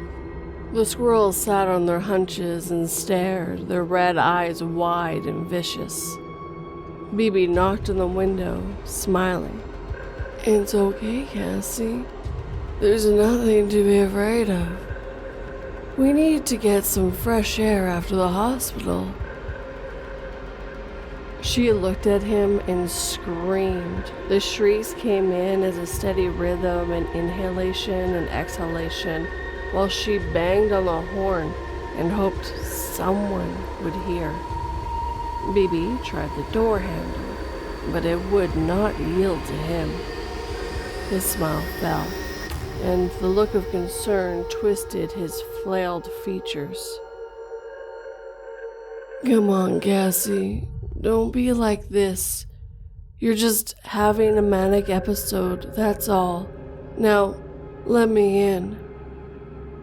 She collapsed on the steering wheel, sobbing uncontrollably. The world was spinning, and she knew all was lost. She heard BB's voice purring and trying to reassure her. "It's okay if you knocked my glasses off. I didn't mean to push you like that. It was just a reflex. Come on, Cassie, I'm sorry, okay? It's just a scrape on your leg. We can get a Band-Aid and patch that right up. Come on, Cassie, come on. Let's make up. It's only the meds. Just let me in."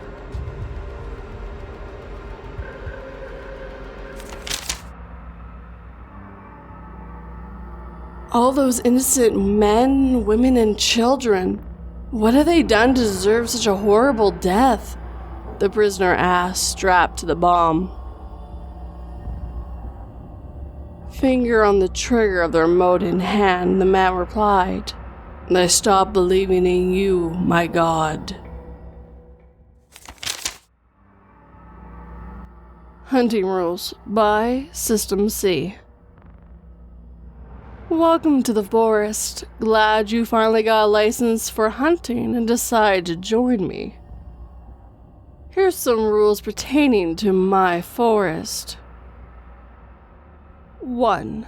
Be quiet. If I can hear you, so can everything else. 2. Mark the tree with chalk, specifically a shade of pink. Stuff here can't tell the difference between it and blood, and they won't pay any mind to blood on the trees as long as the sun is up. 3. Don't shoot the female deers. Bullets don't work on them, and they get upset you tried to kill them. So do I.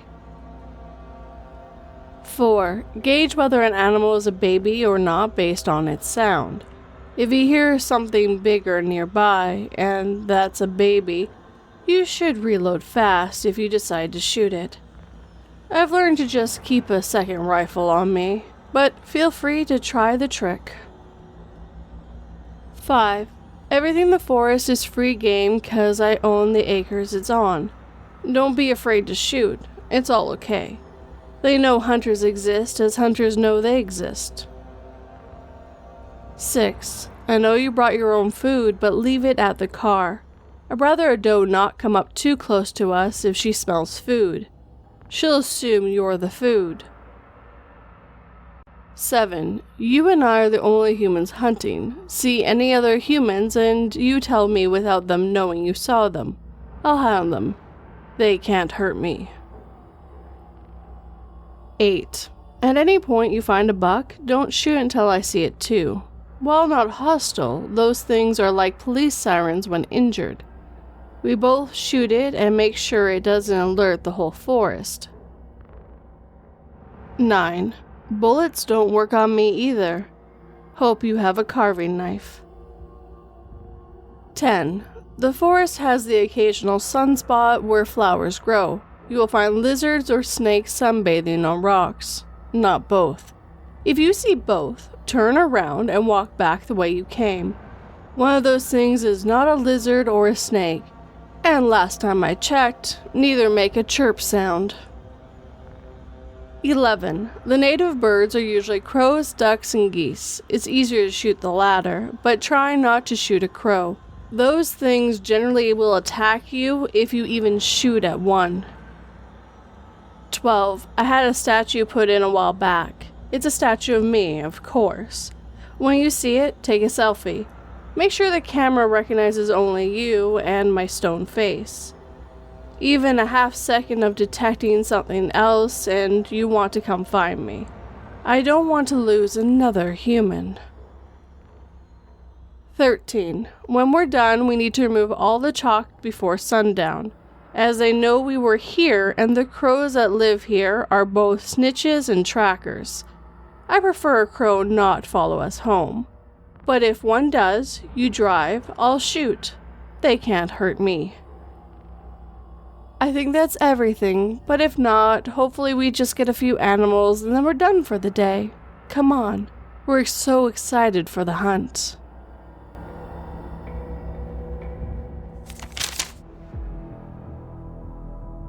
Remove all the hair on your body if you want to live, he said.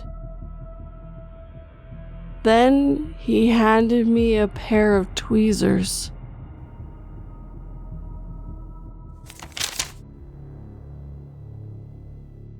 Sinking Feeling by Refrigerator North 663. I'd be the first to call myself a paranoid person. Not so much to be incapacitating or dangerous, but compared to most people's average level of it, mine was bumped up above the standard deviation of whatever units you measure that sort of thing in. It hasn't caused me major problems in life, no relationship problems, no issues fitting in during school. Sure, sometimes I took a few wrong turns on my drive home on purpose, but it never stopped me from doing what I wanted to. It also never stopped me from leaving my window open at night. My single bedroom was on the 5th floor. Although it was rather small, I thought it was quite fitting. Just enough room for a bed and a desk, and a nice big window facing out over the street. I often find myself sitting at that desk, closer to sunrise and sundown, just looking out over the street, letting the cool air wash over me. On the other side of the road was a solid wooden fence that ran the whole block and the backyard of a suburban home on the other side of it. The image of the tan-looking fence, bathed by the single street lamp and the orange concrete siding on the street, is forever burned in my mind because it was so often the background through which I saw the world. It was a quiet street, and after midnight you could expect not to see another car until the early birds got up at 4. Which is the main reason I did a double take tonight. Because the usual image was wrong. Out on the sidewalk, across the street, a dark human figure stood near the street lamp. My brain froze, momentarily in shock and terror. For a nanosecond, I was totally immobilized, and then the questions started to kick in. What is that? Who is that? What are they doing? How long have they been there? My last question was what stopped me. The human eye is designed primarily to detect motion, meaning I should have seen whoever it was there moving to the street lamp.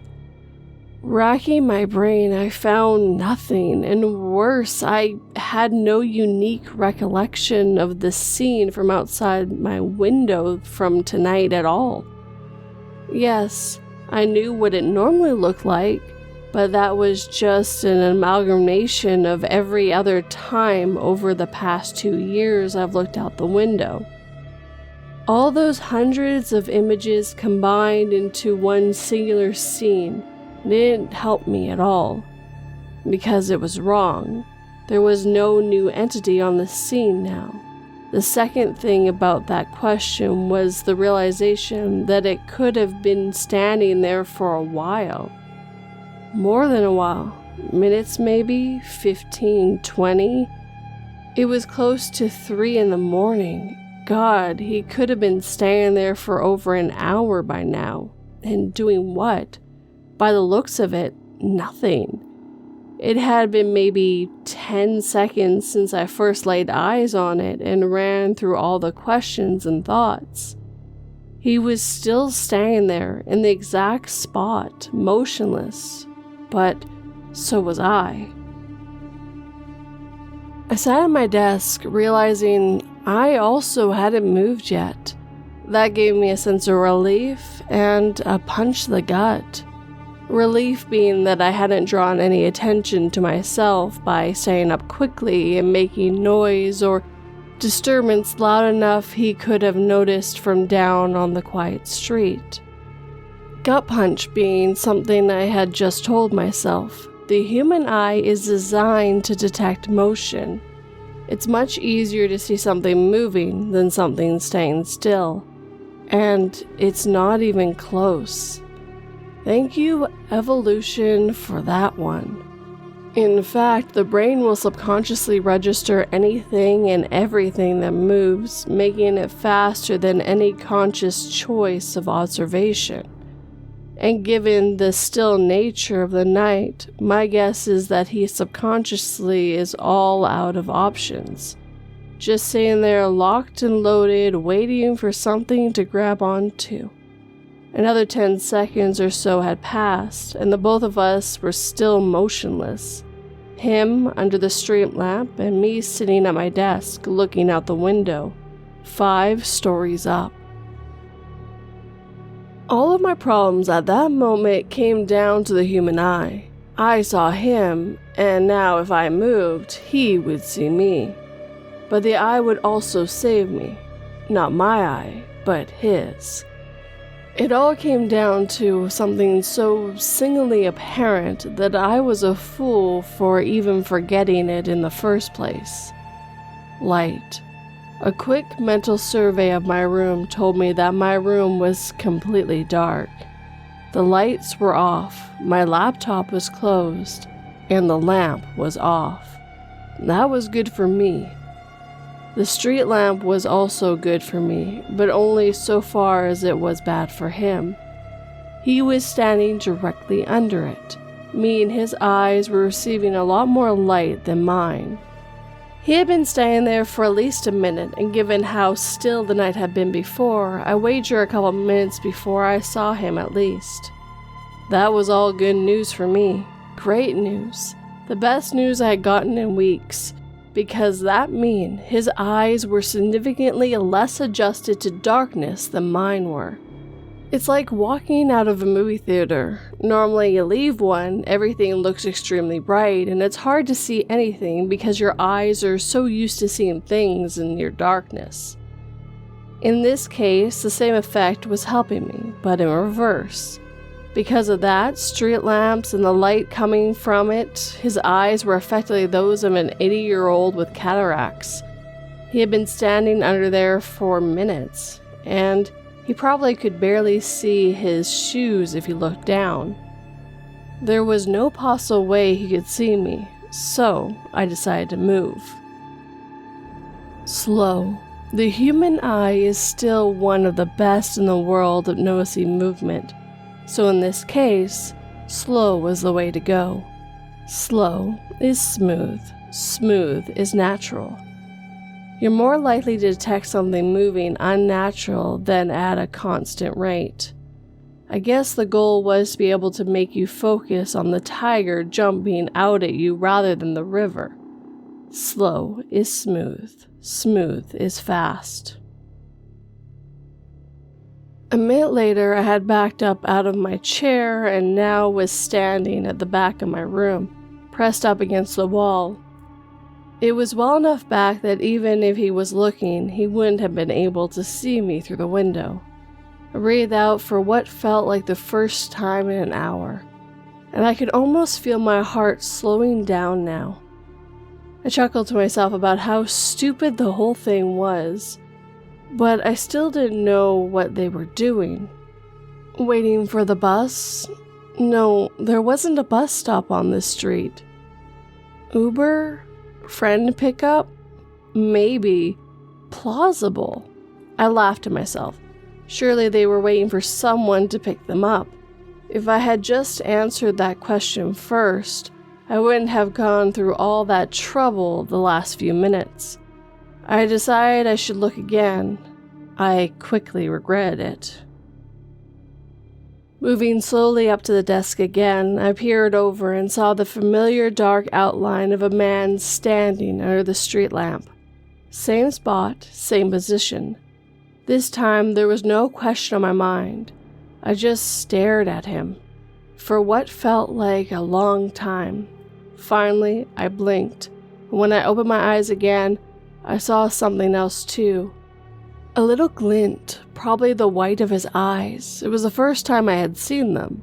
And for someone who had just run through a lot of problem solving about his eyes, it was curious that I hadn't realized that his eyes were never visible. The fact that they were now was not the problem. It was the fact they were pointed at me. I dropped, hit the deck, instantly. Slow is smooth, and smooth is fast bullshit all out the window. I practically slammed myself onto the ground with no subtlety. Now I was very afraid. I am getting that sinking feeling in my stomach now, and it's holding me to the ground, stopping me from getting up and looking back. That's when I started to type this all out. On my phone, I wrote down everything that just happened, and I'm glad I did. Very glad. Because I just heard a knock at the door.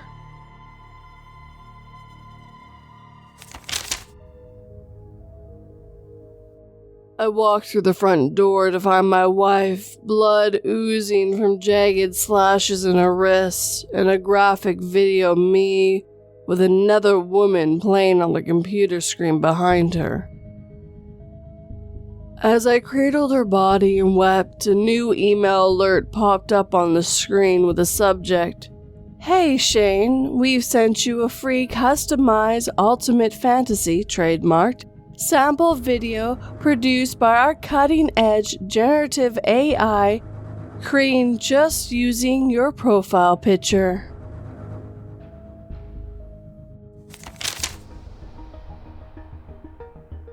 For the past 14 days, I have been hunted by a monster. By non-toast bread. My name is Lucian, and for the past 14 days, I have been chased by a monster. I should begin this by saying I'm not a good person, and I'm pretty sure I'm gonna die here. So, this is my confession. It all started around 3 weeks ago. I was low on cash and about to be evicted. Me and my friend Jesus, a fat guy with ADHD, who always seems to look on the bright side, were living in the bad part of town, so we're willing to do almost anything for a few bucks. We were planning on selling some of our stuff when one of our roommates came in. Will was a short, skinny guy, had long hair and a mustache, and always had on this stained blue hoodie. He told us that a rich old guy was moving in near us and that we could do a quick snatch and run, then pawn the items. We had all stolen before. For Jesus, it was games. For me, it was weed. And for Will, it was cash. We were not strangers to the idea, but also didn't want to jump to it. Jesus was the first to reject. Come on, man, just 10 minutes in that house and we can pay off any of our debts and more. Will was enthused about this idea of his. What is there even worth grabbing? I couldn't help but question this, considering I didn't want to rob an old man for nothing. He's some collector of artifacts and stuff. One of them archaeologists or whatever. Will seemed proud of himself for this fact. Me and Jesus looked at each other before nodding. We were all at the end of our lines, and Will had convinced us. On the night of the break-in, we pulled up to the house in my van. We all brought masks and gloves. I had also brought a gun just in case we run into something, but thinking about it now, what was the old man gonna attack us like some feral animal? We made it into the house after Jesus climbed the fence and locked the gate from inside. For being the heaviest, he was athletic. Will went in through a window and opened the door for us. We all started creeping around the guy's house, and contrary to what Will promised, there was nothing but talismans and notes. There was a few skeletons of animals around, but nothing worth big money. So we split up, all going in different directions. I was the one to come across it. In the side of the house was a leather-bound book with strange engravings on the front. It had jewels inlaid within the cover, and it was just sitting on a desk. Around the room were several notes hanging from the boards, all with strange symbols. I picked up the book, reading through it. One of the pages caught my eye. On it was the drawing of some sort of skinny creature with long arms and legs. Its head was some sort of deer skull. The writing seemed to be in Latin, and I tried mumbling the words out loud. I felt a prick from my finger and the book felt warmer. From the doorway, the old man shouted, "Stop!" But it was too late. I dropped the book in surprise and pulled out my revolver, shooting the old man twice, once in the chest and the other in the neck. I grabbed the book and ran, the realization of what I had done setting in. Jesus was already back over the fence, and Will dived out the window to get back to the car. I got in the driver's seat as Will entered in the back, and Jesus was in the passenger seat. I started driving. I was about to go when Will shouted that something had his leg. I turned around and saw Will with some sort of dark claw hand grasping around his ankle. I pulled out my revolver and shot. The bullet hit the hand, but pierced Will's leg. I started driving, and from the side mirror, I could see something pulling itself from the ground. Then it started to run on all fours, this shambling mound of bones and rot. It was keeping pace with us. People saw us, people heard us. We had to keep moving, not to escape the law, but escape that thing. I drove all night. Jesus had checked his phone and our names were starting to spread. Will had used his belt and a pen to make a tourniquet for his wound. At some point, we lost track of that thing. We stopped at a gas station and got supplies for Will. We also got food and water, considering we were now wanted and probably not going to be able to show our faces for a while. As I unhooked the pump from the van, I saw in the distance some black mass scuttling in our direction. I squinted, and sure enough, there were 2 antlers. I quickly got in my car and drove. We kept driving, with me and Jesus swapping as drivers. Will started complaining about his leg, and there were scratch marks on it, heavily infected. Black goop seeped out of the slashes, and I helped wash it out and wrap it up. We talked about what it was, that thing following us, and I admitted that the book had something to do with it. We talked for a while, but after 4 days of traveling away from this relentless thing, we started to lose hope. Even with the translation, the book told us nothing. Will started to go pale and started to get reclusive, not talking. We kept on a steady pace, a few miles above this thing, just hoping it would leave.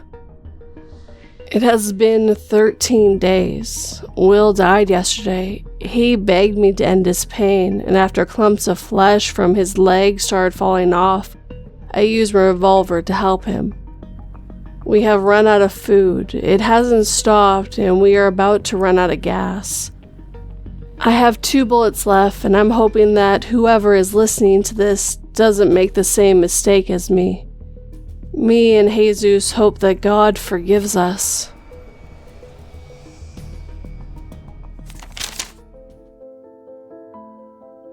I think it's time we discuss the toxicity of this sub.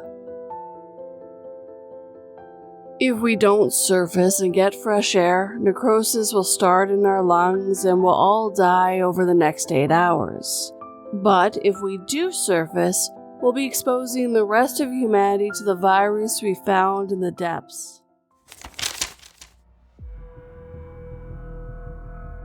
A Young Girl's Plea for Her Beloved Pet by I Don't Know a Name 101. Hello, Chloe.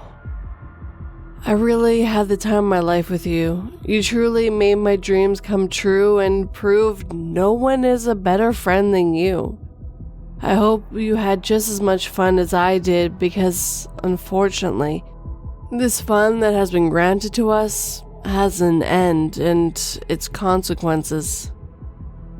Immediately when you receive this letter, follow all the instructions carefully if you want a chance of meeting me again.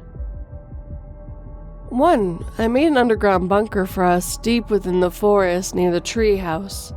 So deep and obscure that no one would suspect anything.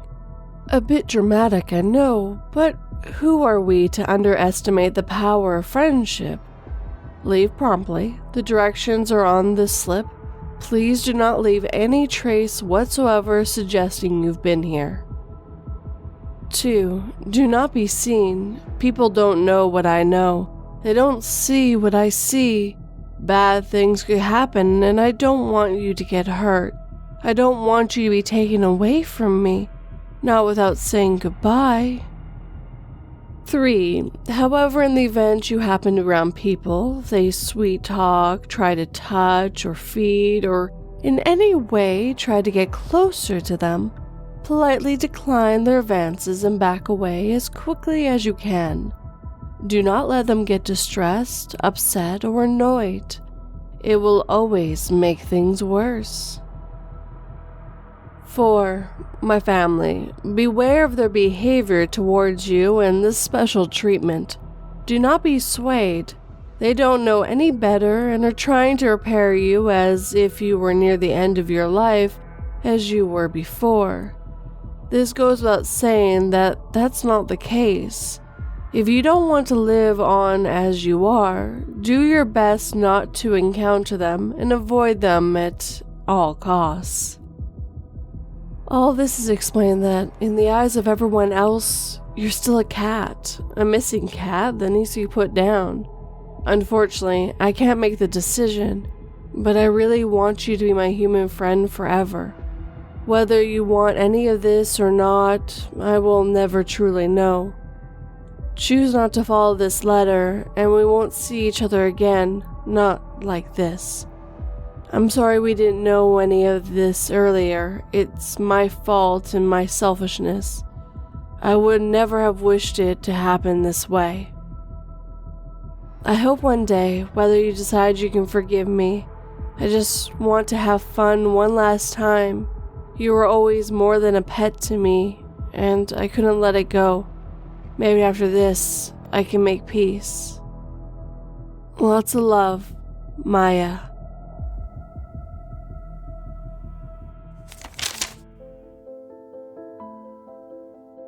Your childhood instincts are correct. The murderer cannot, in fact, get you as long as you're completely covered by your blanket. That's okay. I'll wait.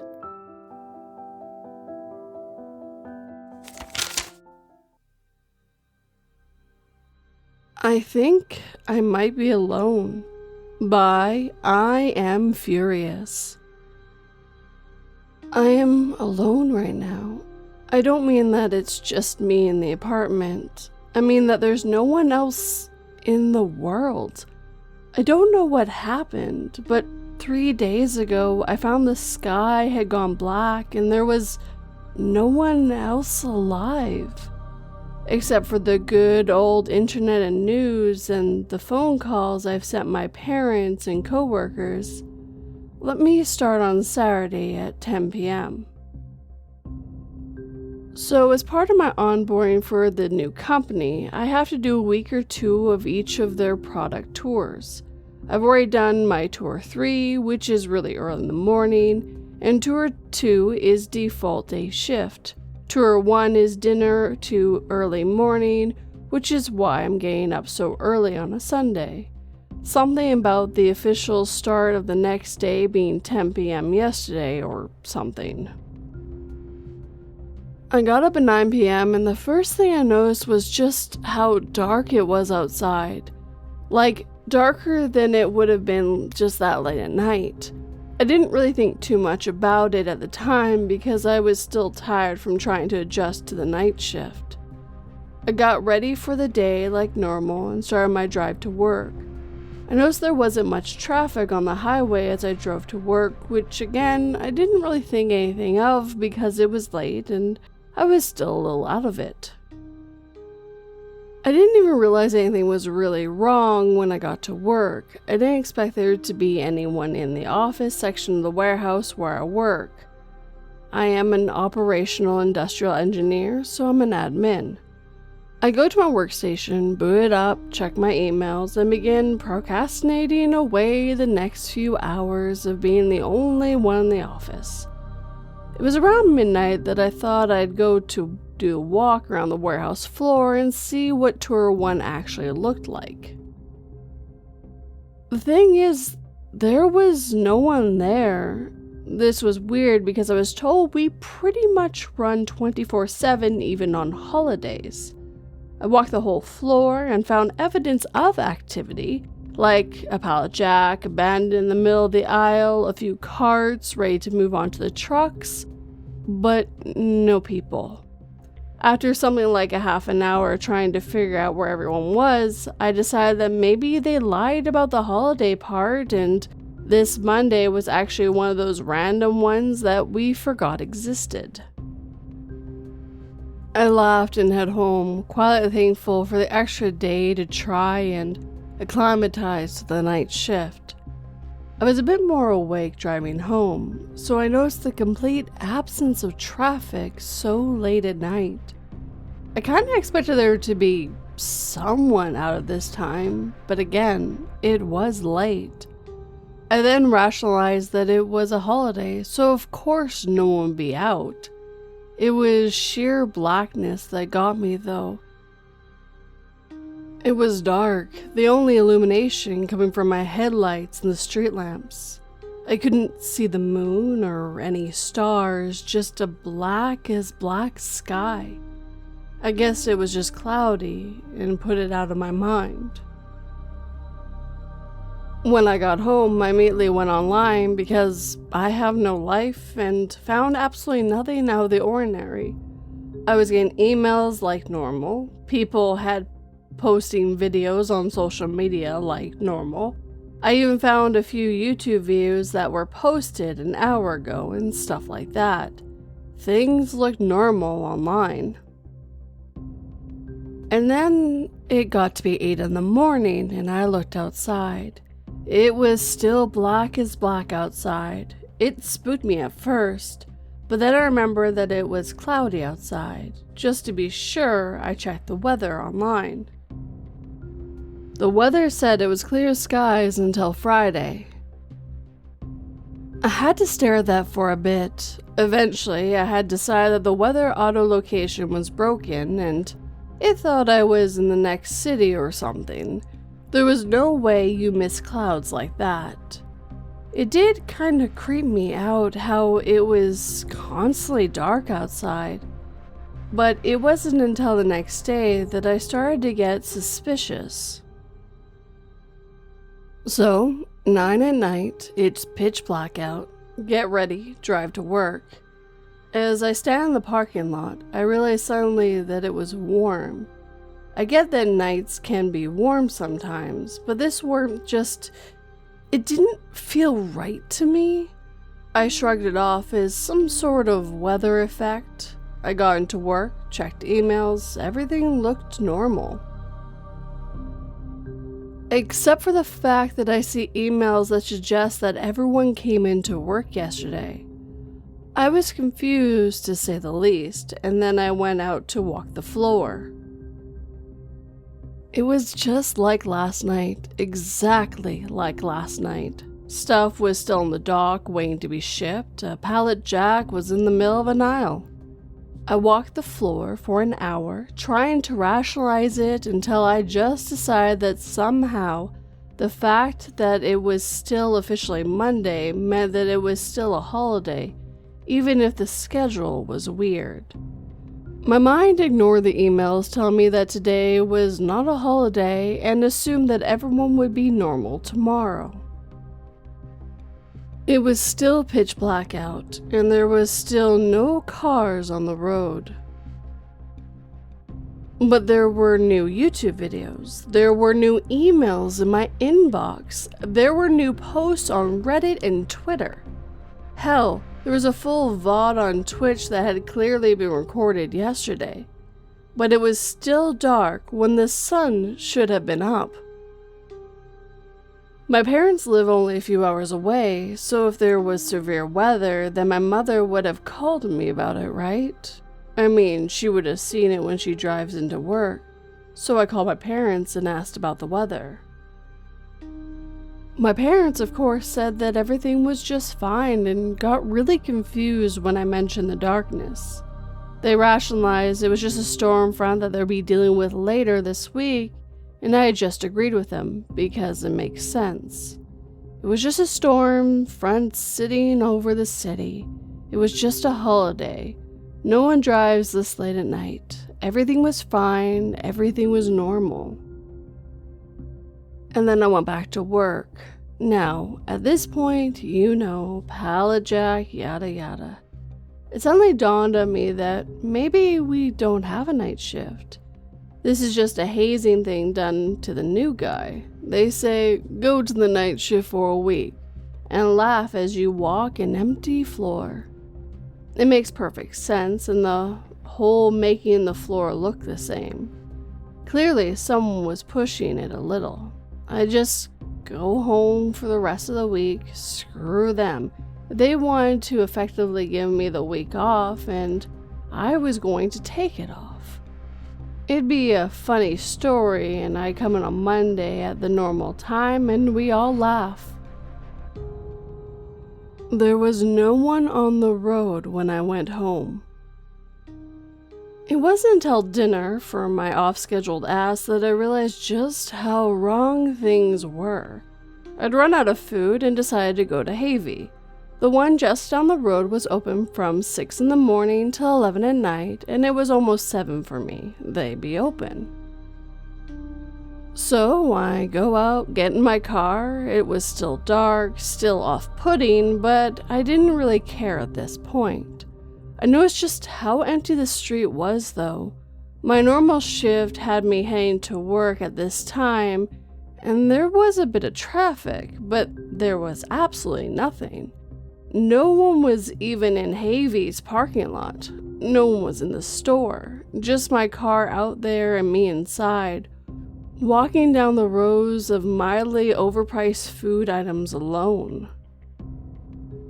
It was weird, and I started to get this feeling that I was being watched whenever I walked by the windows. I pretty much overloaded my cart with stuff and ran to the checkout. Of course, no one was manning anything, but there was a self-checkout. I actually went through and paid for everything I had in my cart before heading to the door. When I got outside, it was like the darkness was thicker, warmer somehow. There was obviously no one out there, but I don't know. I shoved everything into my car and drove off, mostly respecting the speed limits. I was weirded out. I knew something was wrong, but I don't know. I just don't know. Thankfully, there's a garage at my apartment, so I could take my groceries without feeling being watched. But everything looked fine online. I had an idea, though. I could call my mom. My mom would drive up after work. She'd buzz in at the front gate. She'd come to my apartment door and knock. She proved that I wasn't crazy. She proved that it was just foggy and there were clouds and that somehow just happened to miss everyone at the grocery store. So I called my mom. She could tell from the way I was acting that something was really wrong and that she would be driving up immediately. The hour and a half it took for her to get here was the longest in my life. All throughout it, I would peek outside and feel wrong, alone, watched, and then I'd get a buzz on my phone. Apartment front door. I let my mom into the building and wait, and then she calls me. My mom was in my apartment, but I couldn't see her. She said that she knocked and eventually tried the handle. I guess it happened that my door was unlocked, except for the fact that my door was locked. She was looking around, my computer was on, apparently, my lights were on, but I wasn't there. My first reaction was that she clearly must have gone to the wrong apartment. I didn't hear knocking because the walls were built right. We both laughed and I go outside to make sure she sees me. She says that I'm not in the hall. I say that's impossible. I FaceTime her and show her the hall that I'm clearly in. She FaceTimes me and shows me the hall that I'm clearly not in. I don't get it. I walk my mom through my apartment with FaceTime and we find out that somehow I haven't been there for 3 days. My fridge is like it was from Saturday. My computer is on and has Reddit open. I make sure she's in my room when I open a YouTube video, but she says she doesn't see anything. She believes me when I say I'm scared. She believes me when I open the blinds and show her the darkness outside. She asks me what that thing in the fog is. What thing in the fog? There is something out there. There is something in the darkness and it is watching me. My mom says she'll stay on the line and keep me company while I barricade my apartment. Eventually, though, she needs to leave. I promise to text her every hour that I'm okay. I actually just texted her right now, funny that. That thing is out there, and somehow it feels like the darkness is pushing in slightly through the windows. I don't know what to do. I'm debating sleeping in the bathroom just to have an extra door between me and it. I'll update you if anything else happens. Update. Something is in my apartment. I can hear it outside my bedroom door. There isn't a lock on it since this is a one-bedroom, so I just have a chair propped up against it to keep it shut. Update. It started knocking. Update. It stopped knocking. Update. I realize I have a window.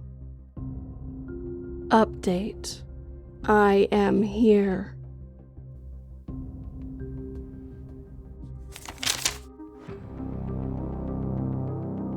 I knew that my gambling debts were now insurmountable, so with deep regrets, I wrote a suicide note and loaded my pistol.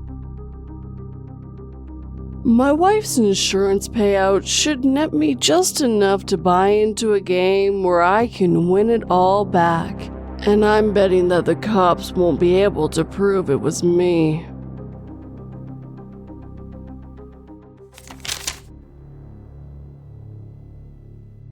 Exploring an Abandoned Warehouse by Stan Cooper 22.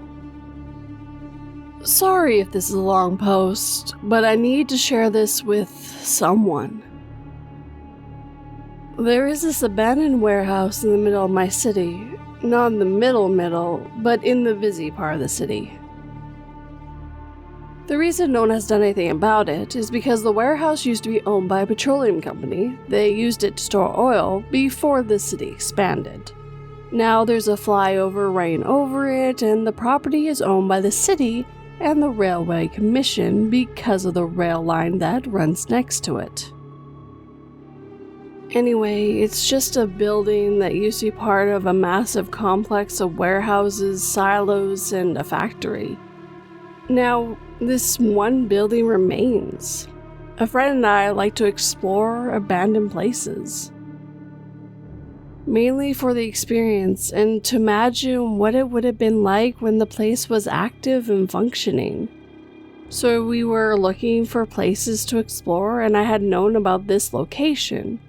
It is quite close to where we live. So I suggested if we could explore the warehouse. My friend jumped at the chance and we set a date, Saturday morning. We decided to go early in the morning because that area is known for shady things and the nights weren't safe. It also gets busy during the midday. Anywho, we went around 7 a.m., walked over there since it's not too far. When we reached the place, it was messy. Garbage piled up in the corner and the compound wall tagged with graffiti. We had to find a way in. As we walked around, we discovered that there was no way in from the street. It was just a wall all the way down. We had to get in from the tracks. So we walked around and entered the railway tracks.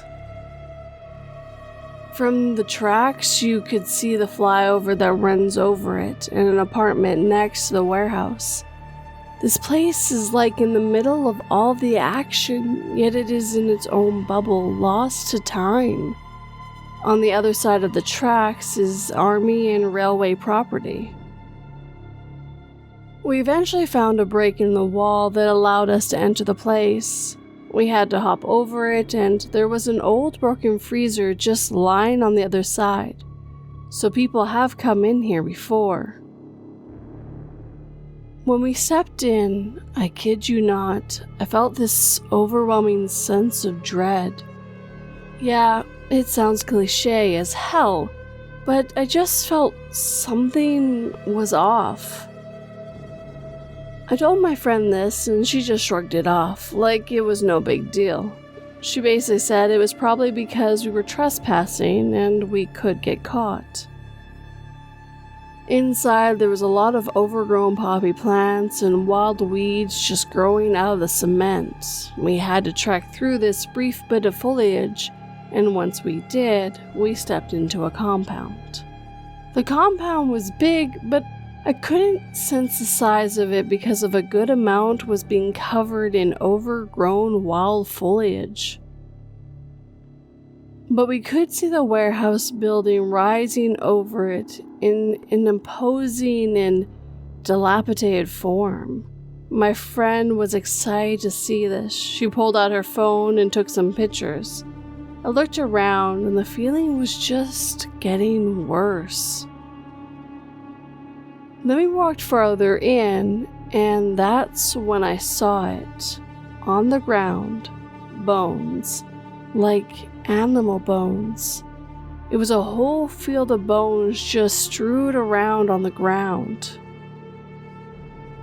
I freaked. I'm a guy who does not believe in superstition, but I also do think curses and black magic and the supernatural is a possibility.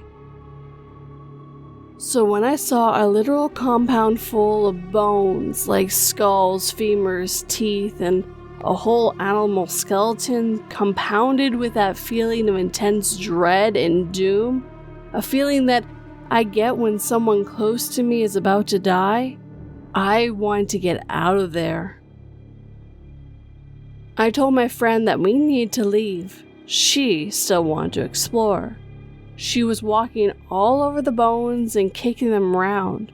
I was watching this and getting more scared. I asked her why there would be a whole bunch of bones here. She said she didn't know and didn't really care.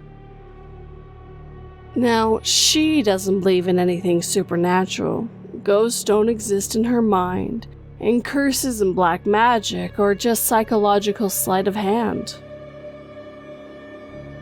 To be honest, I kind of think the same way, but I also don't dismiss the idea that someone can get cursed or a place can be cursed. So for her, this is just fun. For me, terrifying. I was carefully watching my step, trying my best to avoid the bones. She was just trampling all over them. I didn't want to explore further, and she did. I somehow convinced her that we needed to leave, and she finally conceded, realizing I was actually scared for my life. After we left and on the way back, I realized that feeling had not gone. I told her this. She said I was probably paranoid. Funny thing, I never mentioned this earlier because I personally think it's a coincidence, but there's always that nagging feeling at the back of my mind that it's not. Now, for as long as I can remember, on some level I've had an ability to sense when someone is about to die. Like, they can be healthy, young, old, or sick. But if they are about to die, I can sense it. Many times even before they realize. Like, it only comes when I'm close to the person physically or interacting with them. But I have to be around or in some kind of contact with them. Basically, when I'm with them, I can't get the thought of death out of my head. That was the feeling I was getting when I was with her after we left. Mind you, I never got that feeling before we entered the place. No, I instantly got it after we left. I told her this, like I just told her I thought we might be cursed and that one of us is going to die. She, as usual, made a joke out of it and then semi-seriously said that I wasn't invited to her funeral if she died. But I told her that I was not going back there. She agreed and we went back home. Cut to a few days later. We had plans to watch a movie when she suddenly canceled on me because she fell sick. That feeling had not gone. In fact, it came back stronger. She jokingly mentioned it was the curse. I just laughed, but at the back of my mind, I was wondering if it actually was. Then a few days after that, I find out she had been admitted in the hospital. The condition was getting worse. The rest I found out from her parents because she had slipped into a coma shortly after that. The doctors were trying everything, and they couldn't figure out why she wasn't recovering. Then one night, I was just sitting on my computer watching videos when I got the feeling again, stronger than ever this time. Like stronger than I had ever gotten before. Funny thing, no one was around me, and I wasn't talking to anyone either. The only thought I had was someone is going to die, and I couldn't focus on what I was doing, just the thought of death. I thought I was going to die, and the feeling got worse and worse. I tried to fight the feeling and shake it off, but it wouldn't go. Then suddenly it stopped, and all I could feel was sadness. I went to sleep. The next morning, I find out from my parents that my friend had passed away last night in the hospital. I have never been in that warehouse again.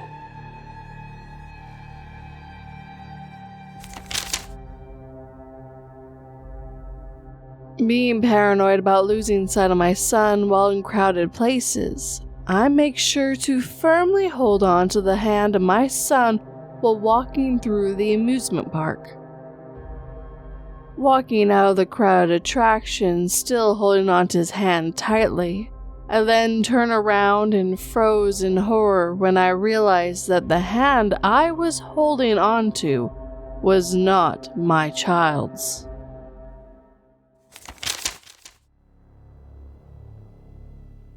Rules for Time Traveling by Unidentified User 202. Time traveling is a very delicate matter. One screw-up can mean the end of our continuum. This is why we adhere to a specific set of rules that ensure that time traveling stays safe. Rule 1. This rule is specific to you and more of a reminder that on your birthday, you must go back in time to 2090 to have intercourse with a woman with blonde hair walking into our hotel room. I don't care how you make it happen, just make sure it does. Rule 2. I think this is self-explanatory, but do not kill your grandfather. The universe will end if you do. Rule 3. We make sure that historic events such as the fall of the Soviet Union and the start of the Great Depression happen exactly as it does in our textbooks. You will be stationed at one of these important historical events to make sure everything goes normally. Think of it like a Groundhog Day, unless you see something that was not there before, like an extra animal or a building that is completely different than the one in our logs. It's probably just a tiny time glitch. These don't really need to be worried about. If it is a person, however, restrain them immediately. Go back in time as many times as you need to do so. Otherwise, do not interfere. Do not do so much as crush a fucking bug. You'll be given an invisible cloak and food and water module, so there is no need to eat or drink. Rule 4. There is only one event that we have made sure deliberately does not happen the way it was meant to, and that is J.F. Kennedy's continued reign as president. The higher-ups didn't give me any other details other than you need to make sure that he says the words, "No, they sure can't," before you assassinate him. Rule 5. Do not travel beyond the year 9999. Just don't. Anyway, yeah, that's it. Stay safe out there, new guy.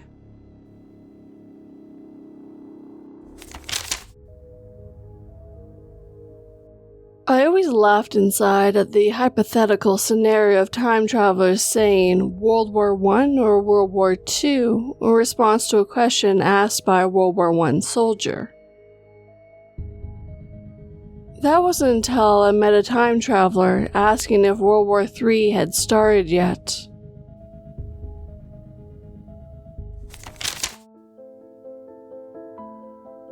My wife and I answered the phone, and now our past has come back to haunt us. By Ever Black Death Mask. We as a species are a creature of lingering regrets. We constantly think of things that we didn't do, the opportunities we missed out on, the alternatives to the choices we have made, and the haunting question of what if? I am no different, and that is what brings me here to share my experience today. I have had a what if question that has persisted in my head like a broken record. It has lingered in the darkest recess of my mind like a cockroach and has continued to fester there to the present day. What if we had come forward with the truth? The answer to this question is not for the faint of heart. What I'm about to describe to you is just as much of a detailed recollection of the events as it is a confession. What you choose to believe is entirely up to all of you, but I need the truth to be out there in order to repent. This all started a few months ago when I began communicating with the dead. Now, this grave endeavor wasn't in vain, mind you. The main reason I entertained this idea and participated was because I was desperate. You see, I have lost a lot of people in my life, people I wish I could see again and communicate with that were no longer here. What I desired most was closure with my loved ones and friends, and death had taken them from me. That was until Jan and I were cleaning our basement out one day. We were moving some miscellaneous junk strewed about the basement to the garage for donation or to the trash. It was nothing more than a typical cleaning project that neither one of us wanted to do, but it had to be done. As I was cleaning out a particular corner of the basement, I stumbled upon a box containing a Ouija board. Now, I didn't remember ever purchasing or acquiring a Ouija board, and I know for certain Jane wouldn't have it either. She was not a fan of creepy things in the slightest. How it ended up there was a complete mystery.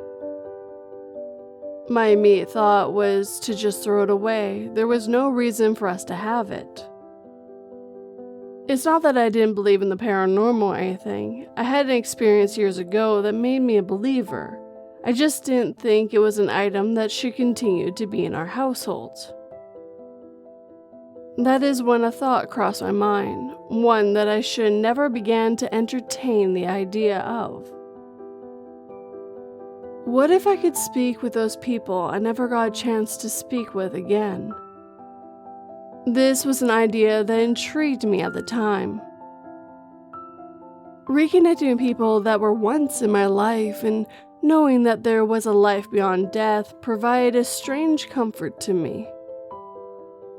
I can't explain it, but in that moment, I felt like I was compelled to use the board once I found it.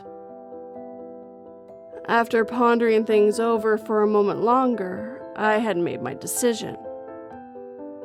In hindsight, I should not have made a decision of such magnitude so recklessly, but regardless, my mind was made up.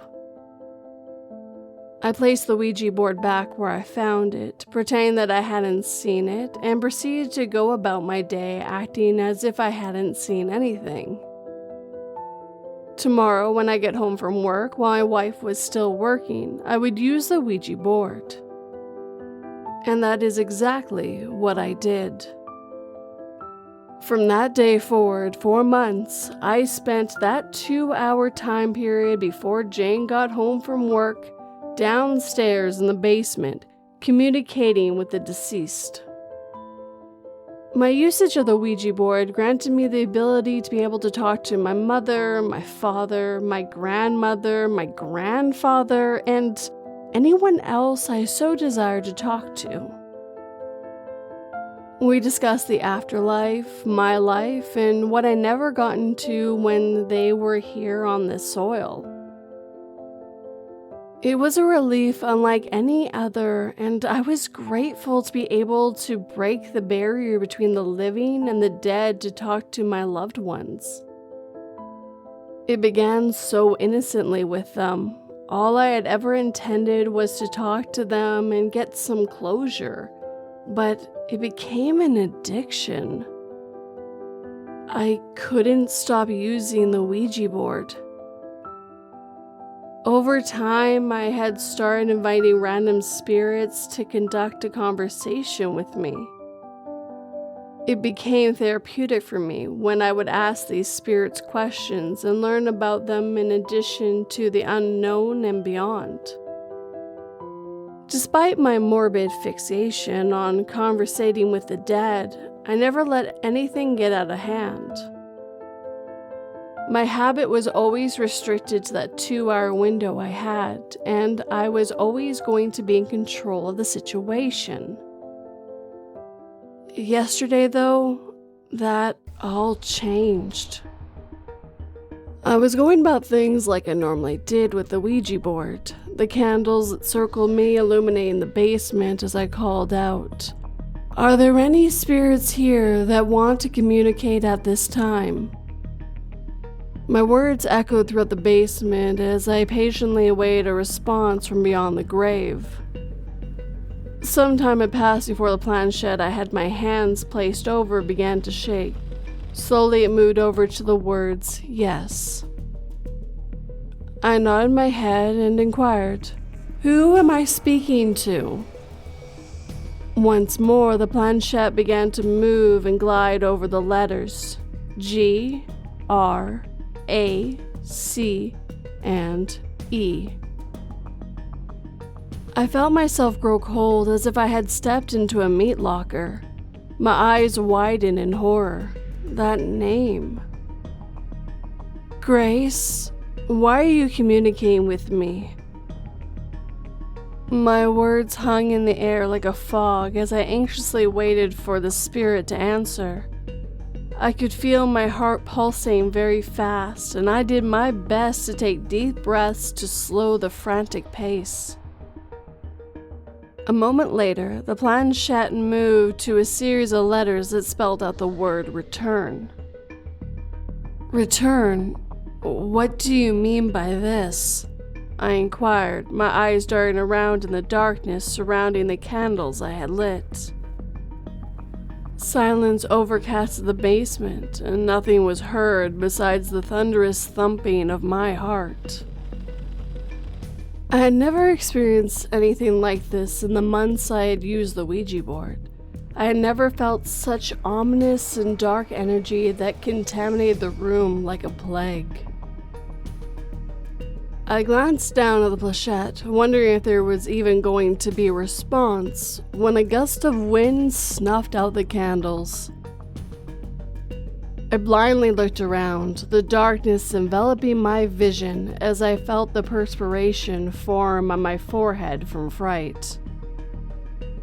It felt like I was being watched, but by who, I could not tell. It was a feeling that lurked as I felt an icy, cold hand grip my shoulder. I stood still as a statue, rooted to the spot in horror, as a voice whispered a command into my ear. "Run!" That's when my adrenaline kicked in and I bolted up the stairs. I closed the basement door behind me and went up to Jane and I's room to hide and to calm down. I didn't move from my place in our bedroom until Jane had come home from work. I didn't dare tell her what had occurred. The last thing I wanted for her to feel was unsafe and scared in the comfort of our home. I collected myself and went downstairs to greet her and resumed the evening like it was any other. When it was time to call it night, I waited for her to go upstairs before going back down and hiding the Ouija board. I would take care of its disposal in the morning while Jane still slept. In the meantime, however, I was going to catch some much-needed rest and put this whole bizarre fixation of mine behind me. I promised myself from that moment onward that I would never communicate with the dead ever again. My weird addiction to the Ouija board had to end for the sake of my sanity and well-being. The room was painfully quiet in the early hours of the morning, almost as if time itself had stopped entirely. Darkness cloaked the room like a massive blanket as I lay next to Jane. A faint light creeped in through the window, allowing for light visibility of various pieces of furniture in the bedroom. My eyes scanned the room for a moment for any anomalies before resting my gaze upon her. She was still sound asleep, her breathing rhythmic as she continued to dream in peace. Her arms were wrapped around me lightly like vines on a tree trunk. I slowly wiggled free from her grasp and rolled onto my side. I was still in a dazed state, my eyelids fighting a losing battle to stay open as I became self-aware of my heart being against my ribcage. It thudded rapidly, like it had been engulfed in a nightmare. I couldn't remember if I had been dreaming or not, but it must not have been important if I couldn't remember, right? That's what I told myself as I closed my eyes and wrapped myself back into the sheets like a cocoon. I lay still for a while, waiting for sleep to overtake my consciousness. When it seemed as though I was about to doze off, my cell phone that was on my nightside table lit up like a Christmas tree and began to ring. The vibration of the device buzzing on the table grated my eardrums as I let out a groan of frustration. I sluggishly reached out and silenced the phone without even acknowledging who it was. I turned to my wife to see if she had stirred at all, but thankfully, to my delight, she had not been ripped from her slumber. I breathed a sigh of relief as I looked at the time, 3:03 a.m. "Give me a break," I mumbled irritatedly to myself as I turned back over, hoping to get some sleep. The idea of having to go to work on just a couple hours of sleep was not a pleasant thought. The last thing I wanted to do was daydream about dreaming. I closed my eyes and tried my best to silence my thoughts, but not even a moment after I had nestled into the warm embrace of the sheets, the phone rang again. My eyes shot open and I lunged out into the void of darkness to silence the phone. Good God, can I just get some rest? I buried my head under my blanket and face planted into the pillow, not wanting to think, see, or hear anything until 6 a.m. sharp when I absolutely had to be awake. The sound of my phone going off seconds after my face connected with the pillow indicated that someone was still trying to get in touch with me. I begrudgingly lifted my face from the pillow and squinted to look at my phone, which shone like a beacon of light on the bedside table. I exhaled angrily as I yanked the phone from its place on the table and stared down at the screen. My heart immediately sunk as I read the name of the person who was vehemently blowing up my phone. Grace. It was the same name that was spelt on the Ouija board earlier. I was confused. How was a spirit contacting me outside of the board? Was this a spirit that I thought it was? I chalked it up to all being a strange coincidence and put that dreadful thought to rest. I hit decline on the phone, and not even a second after I did, the phone began to ring again. This person doesn't give up, I thought as I pressed the decline call. The phone lit up and hummed violently as Grace continued to call again and again. I promptly kept declining the calls as they came through, and I was able to eventually block the person, resulting in a blissful silence falling upon the room.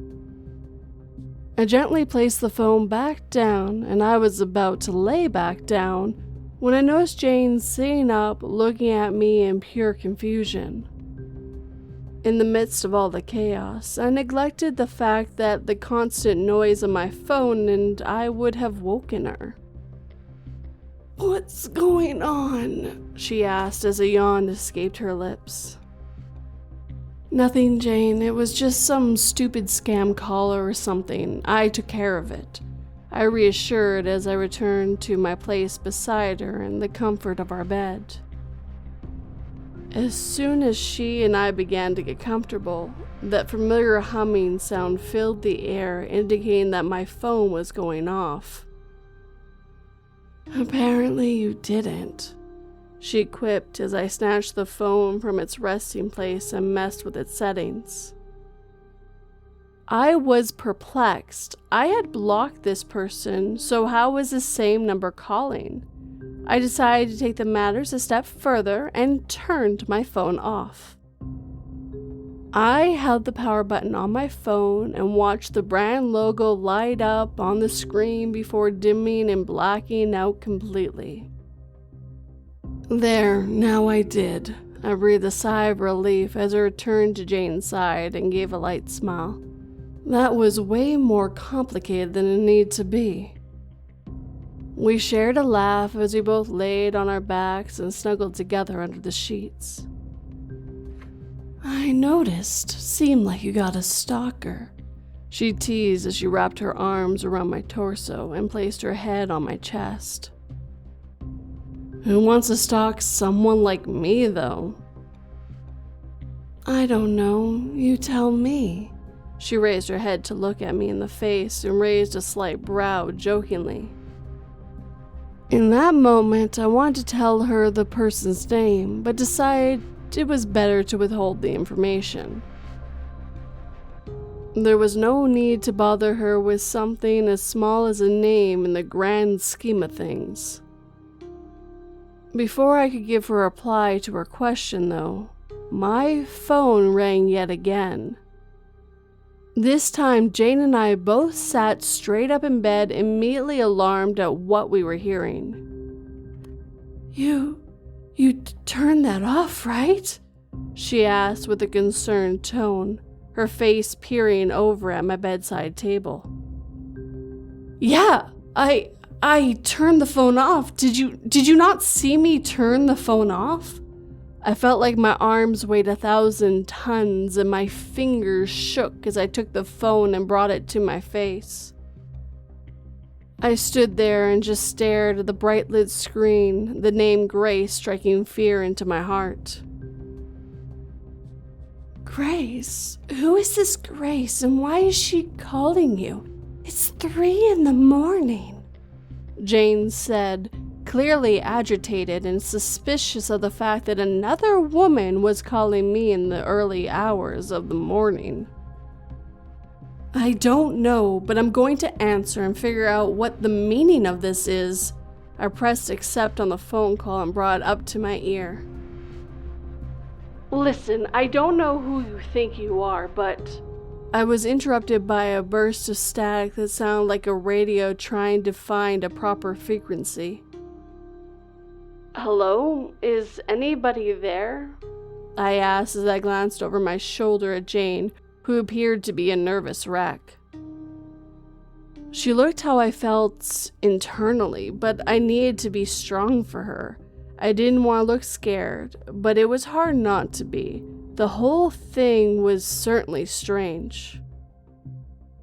"Put it on speaker." Her voice trembled with a worried tone. I nodded my head and pulled the phone away from my ear. I pressed the speaker button and we both listened with racing hearts as the static continued to blare. The noise persisted for a while before a faint voice crept through. "Hello?" The voice was weak, but there was no mistaking it. Someone was on the line. "Yes, hello. Who is this? How did you get my number?" The questions poured out of me at a rapid-fire pace as I was trying to rationalize the scenario we found ourselves in. There was no response to anything I asked, and instead we were left to listen to the static, deafening sound from the speaker. The moments we spent waiting for a response seemed to drag on in dog years, but eventually the voice returned, this time much clearer. "This is Grace." I felt my blood turn to ice, every word piercing my skin like a haunting knife as I looked over at Jane, who shared the same horrific expression as myself. I felt my grip loosen on the phone as the words seemingly spun around me. This couldn't be real. None of this is real. "Leave us alone." Jane's voice broke the silence between the two of us. She seized the phone from what little grasp I still had and tried to decline the call. No matter how many times she attempted to hang up, though, the call would not end. If anything, the static sound would get louder and louder, forcing Jane and I to cover our ears. As quickly as the static noise raised itself to ear-piercing decibels, it stopped. Jane and I were afraid to breathe as we listened to the phone for any signs of life besides our own. I could feel my limbs trembling from the fear and the adrenaline. I was afraid to move in any capacity. I clutched my eyes shut and prayed for this to end. I could feel Jane's face hovering above my shoulder, and I could hear her trying to stifle cries of terror. The silence on the other side of the line was somehow more deafening than the static coming through just moments ago. It was not to last, however, as the voice returned and spoke clear as day from the other side of the line. "I'm here," the voice stated in an aggressive rasp before the phone call suddenly ended and the screen went black. Jane and I sat in the darkness, paralyzed by our own fear. We weren't sure what to make of what had just happened. It was like a piece of fiction had just come to life. There was nothing fictitious about this, however. This was the gravity of the situation coming crashing down upon us. There was a reason why that name had sounded so familiar earlier downstairs with the Ouija board. The voice on the phone all but confirmed our suspicions. She and I locked eyes in horror, and I felt myself shiver at the revelation. The spirit from the Ouija board and the voice on the phone were the same entity. It was Grace, our daughter we had killed 10 years ago.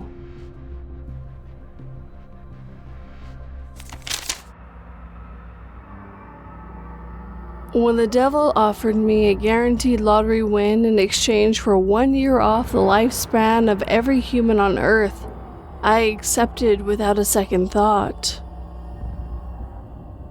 Waking up the next day to discover 80% of the population had mysteriously died overnight, I began to question if I had made the right decision.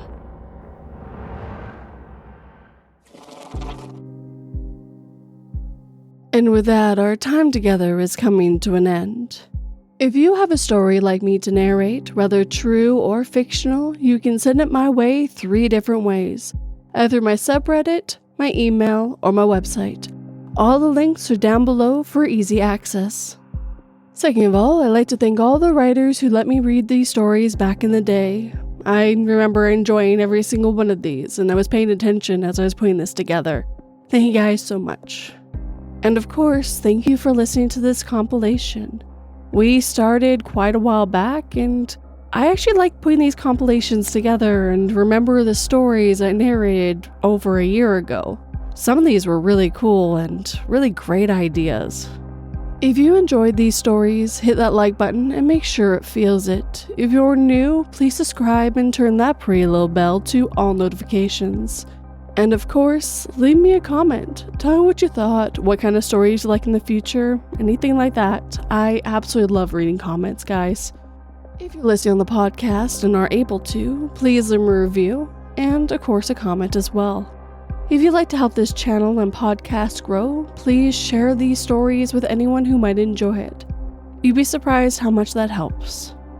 If you'd like to help in a more financial way, like these lovely people on screen right now, you can become a patron or member, and for $1 a month you get early access and a few other bonuses as well. If you'd like to do like more of a one-time thing, I do have PayPal, Buy Me a Coffee, and Super Thanks. As always, none of this is ever expected, just always appreciated. I truly enjoy narrating for you guys, so thank you so much for listening. Sleep tight and don't let 42 bite.